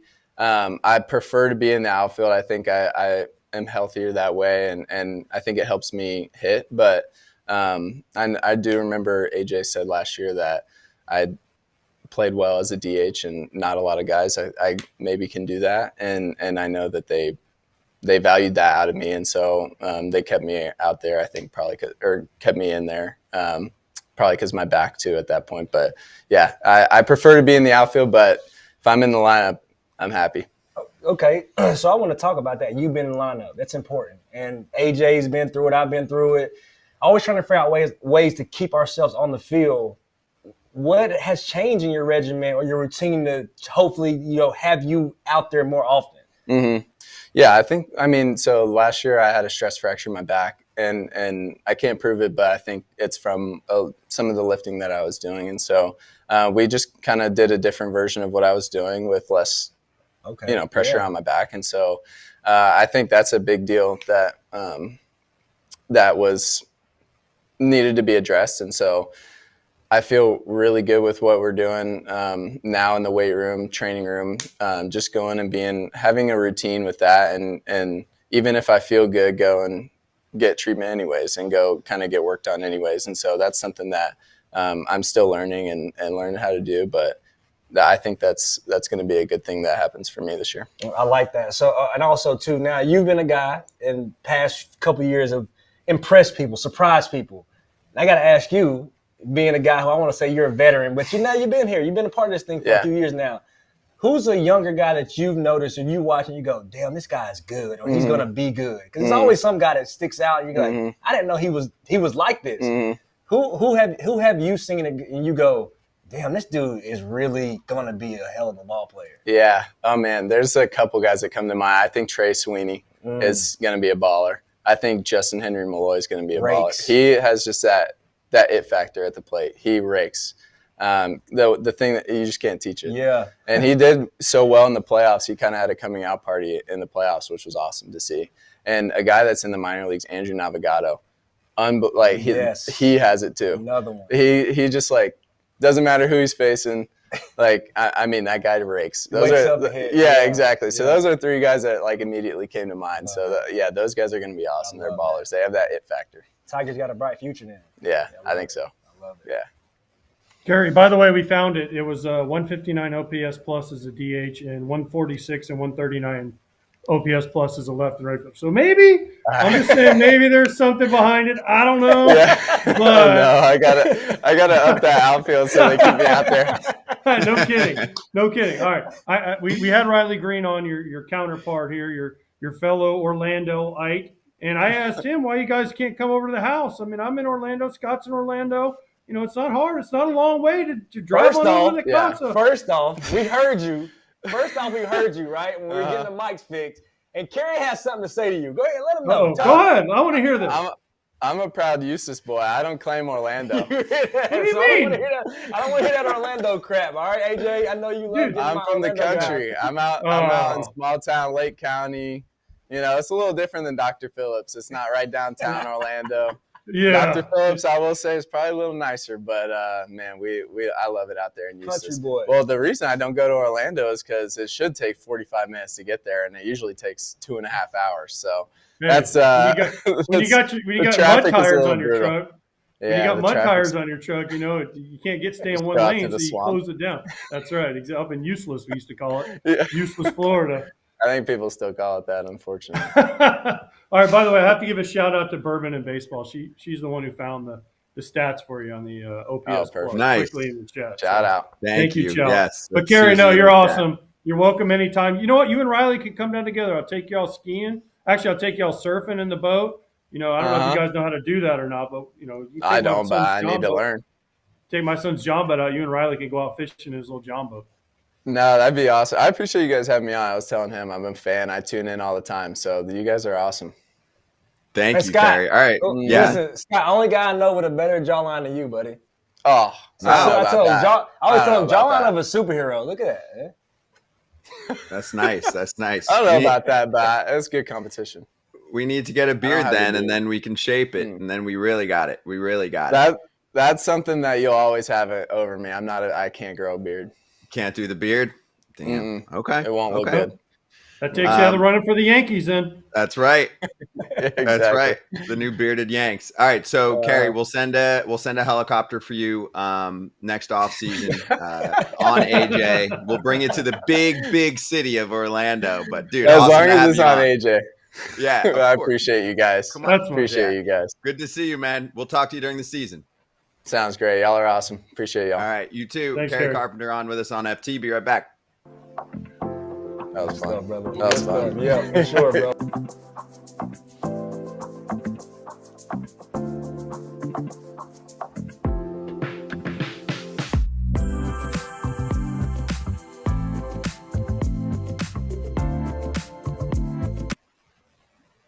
That's good people right there. Kerry Carpenter, Yeah, great for sure. interview. And whew, look at those stats from last year. Check out those hitting stats. When you're saying, oh, you were only, 130 something OPS Oh, yeah. plus in I the know. outfield versus 150 something DH. I'm like, I'll take either of those all freaking day. Yeah. Shout out to Susie, by the way, Bourbon and Baseball Yeah. in the chat for Good job, coming up Susie. those quick. Yeah, that was awesome. She got mad. She got mad at me because I took the credit, so I didn't want to make. I wanted to make sure that she knew that I didn't deserve the credit. And then she's like, "Do you have a mouse in your pocket?" I'm like, "Well, we're all a family. We're an FT family." That's right. All right, let's try and figure out these stats. Joey Gallo as a hitter versus upcoming Joey Gallo as a pitcher if he makes it. So apparently he told the White Sox he was done. It wasn't working out for him in camp. It's the worst team in baseball. And he's like, all right, I've had a cannon for an arm.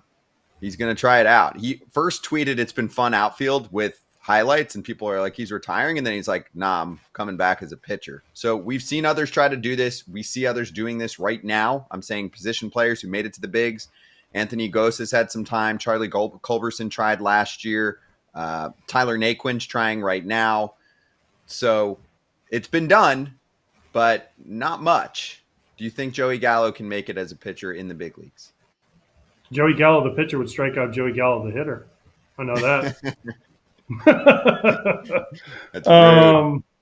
What do you mean that's rude? Am I wrong? I'm kidding. He Am I- knows. am I- He knows he's got swing and miss in his game. You're not wrong at all. You're not I wrong. know. No, listen, I hope it works out for him. This guy really, this is what he wants to do. I mean, I saw when I was at White Sox camp, I saw Sergio Santos, who's the AAA manager, who's going to be a big league coach at some point.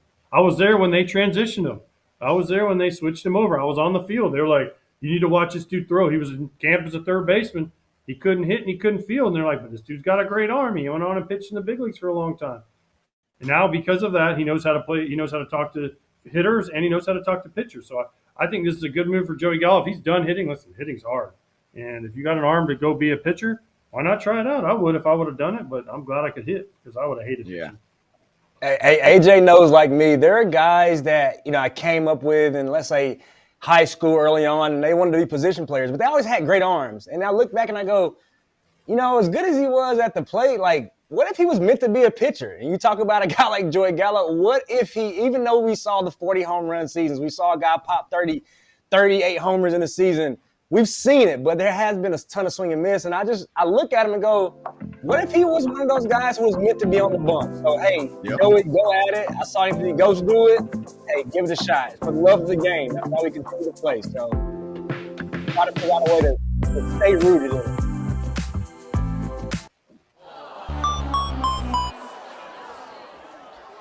Injuries suck. We got some tough ones. Let's start with Royce Lewis. Strained left hamstring running out of ground ball yesterday. Unlikely for opening day. We're going to be in Twins camp tomorrow. Right? Is that tomorrow? Yeah. Mm-hmm. So we probably will get some questions and answers on his status. This is the thing, Cam. You'll be there. The Twins have a few stars. They can't get them all on the field at the same time. And, they didn't really do anything in the offseason. Royce Lewis is a huge part of this lineup. Yeah, he has showed that he has superstar potential. He's shown that he is a guy that has a flair for the dramatic when the moment really needs him. He's been a guy that steps up. But like you said, I think this has been the frustrating part if you're a Minnesota Twins fan is, having 3-year superstars not being able to be on the field. You look at Buxton.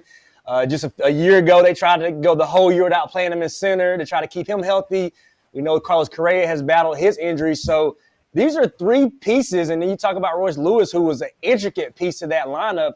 When he's in that lineup, special things happens for the Twins. So to see him down early, it's going to be one of those things where I'm sure they're not going to rush him back, right? Because you want to have him healthy as long as possible. So they're going to probably slow play this thing to make sure they get the best version of Royce Lewis when he is able to return. All right. Yeah, this sucks. I mean, there's no other way to put it. This sucks for the Twins. It sucks for, what it sucks for more than anything? Baseball. Because, certain guys that are special, like a Royce Lewis, when he swings the bat, are special. And to lose him for an extended period of time again just sucks for baseball, man. I'm sorry. It's not good. It's not good for the Twins, obviously, first and foremost. But just not having his bat and his energy, because that smile and that energy he brings is special, man. So it sucks for him. It sucks for the Twins, but it also sucks for baseball. Yeah, he's torn his ACL a couple times. Remember last year was game 1 of the season. He had the quad strain that kept him out for a while. So, he's had these, what are those, soft tissue injuries that are popping up for him, which is never great. It's the injuries where you're running and all of a sudden it's not a contact. It's not like he's running into a wall or whatever. Although he did, right? For one of those ACL injuries, I think he did when they tried to put him in the outfield. So we'll see what happens. Hopefully we get some news that it's not too long for him. And then one more quick one here. The Rangers shutting down John Gray. They also had to shut down Corey Bradford. So it looks like on the positive side for the youngsters, Kumar Rocker and Jack Leiter will step in and be part of the rotation in the first week of the season. But obviously sucks to take 2 hits here really quickly with these guys. Just quick comment. And Maley, don't forget Maley too. And Tyler Molly, they're checking out right now. Yeah. By the way, but Gray wasn't shut down because of an injury. He got hit by a line drive and broke his wrist, so it's a little bit different. Right. I mean, we can blame Evan Grant for the way that he structured this tweet. He said shut down at least 6 weeks. But yeah, he fractured his wrist on a comebacker. So sucks for the Rangers. Very competitive AL West. Just wanted to let everyone know about that, and we'll get more info on those guys as well. And yeah, it looks like you could get both the youngsters in the opening day rotation or the opening week rotation for the Rangers. All right, we'll be right back, FT fam, for Slap Hands. Damn, the Mets dropped that ball. They could have Kumar Rocker right.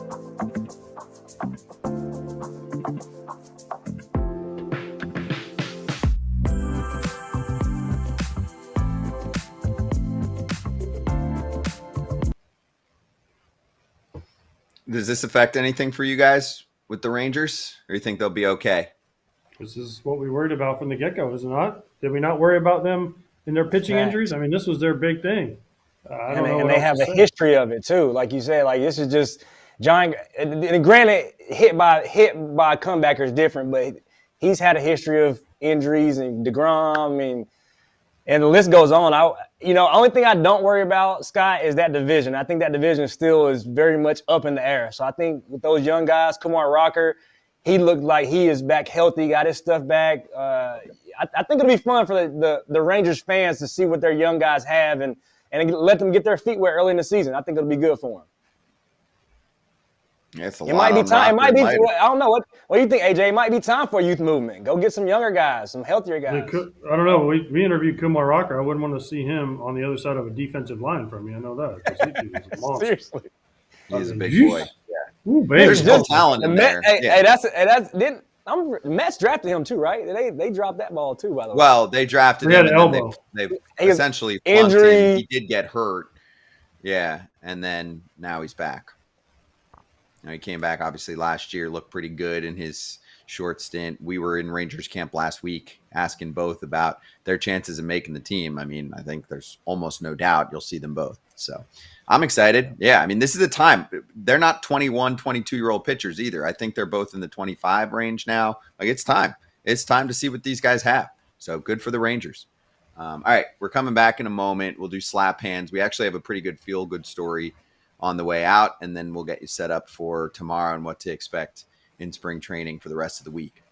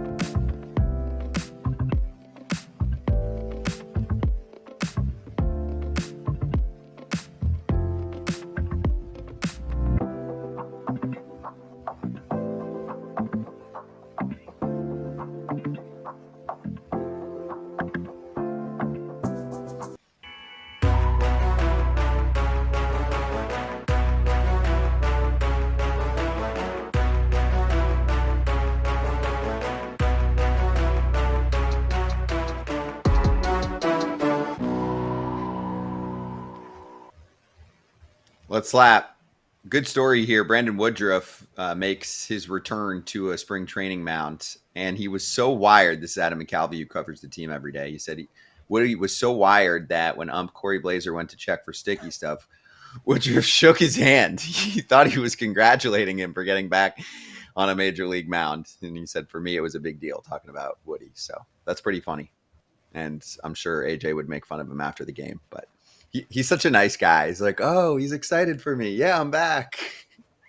Man, the umpire didn't even know who he was. Let's be serious. Corey Blazer didn't even know who he was. He was just going up to shake his hand. Welcome back. Come on.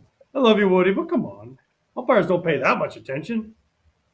Hey, that lets you know how much he missed the game, man. When you're out, when you're injured, you really, really realize how much you appreciate and love the game. That's one thing you do is it's a humbling moment when you're away and you're watching all your boys play, because AJ knows when you're hurt, nobody really cares about you but your family. That's it. I mean, it's what have you done for me lately? So to see him back on the mound in that rotation, looking at what the Brewers have been able to do without him, I think this is a huge lift for the organization, and I'm happy to see him back out there healthy. It's awesome. We have a minute left, but one other quick thing I wanted to get to. We didn't have time earlier. Yet another twist in Rays Stadium saga. They pitched a plan to upgrade the Trop and stay through 2038. Stop it. Stop it. Cut it out, please. Tell the team, please. Bring the bulldozer in already. Wait 20 years for a resolution, and you're just going to upgrade the dungeon? Stop it. That is not the spot. Very disappointing. So hopefully that one gets smashed. I think it will. They are going to upgrade it for next year because there is still a lease going for a while.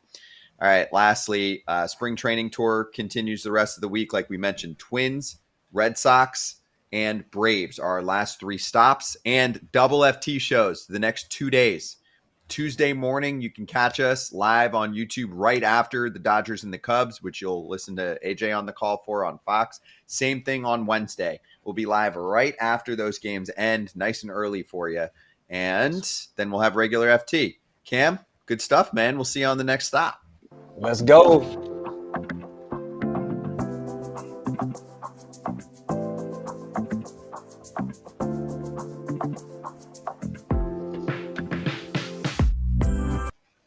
All right, we're back. So we have an extra 3 minutes on this. I mean, they're pitching 2038 to crazy, Come on, bro. Upgrade the Trop and stay there longer. You're going to put more money into that and then figure it out again in whatever. what is that, 12-ish years from now? And also however long it takes to upgrade it. I'm like, stop. I think MLB's feeling this way at this point too, including Commissioner Rob Manfred. The one thing he's been pretty steadfast about is that he wants to get expansion figured out before he essentially retires from his job, which is 4 or 5 years away, whatever it is. They're not going to have the expansion teams ready, but they want to have them announced. And Cam, I mean, we covered it a lot last week.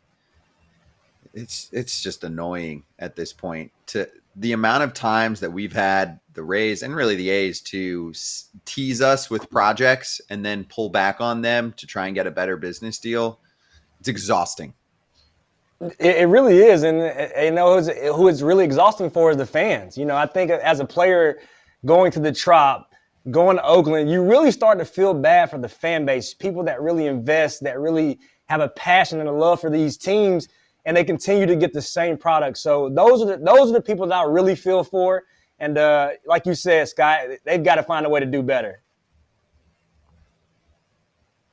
AJ, you got a lot of love for your Orlando push, so we'll see. I mean, you're at least one step closer. Listen, Tampa's calling the Rays for years. Yeah, but they got to find a place to put the stadium. Yeah. They got to find a place to put a stadium. That's the big problem with Tampa. I love Tampa, but they got to find a place, and they don't have any money. And by the way, I want to say it's St. Patrick's Day. I got my green on. I know you can't see it. Scott's colorblind as hell. This is green. This is green. All right, I wore happy green St. Patrick's Day. From nothing says you're Irish like Pierzynski, okay? Listen, nothing says you're Irish like Pierzynski. Cam, help me out here on the way out. Gray with green underneath. No? Bro, is that green? That's bad. That's bad. That's green. That's green. Hey, my sweatshirt today too, by the way. My sweatshirt today. Yeah, I see green there. That's green. I see the undershirt green. The overshirt's gray. I'm with you. That's great, my boy. That's great, Dave. Right. That's your Well, outfit. I'm gonna send y'all a picture off the air, and y'all will all apologize to me tomorrow. Okay? Deal. Public apology. Fine. Get some rest. We'll see you on the call for the Tokyo series. We're pumped. Opening day tomorrow, baby.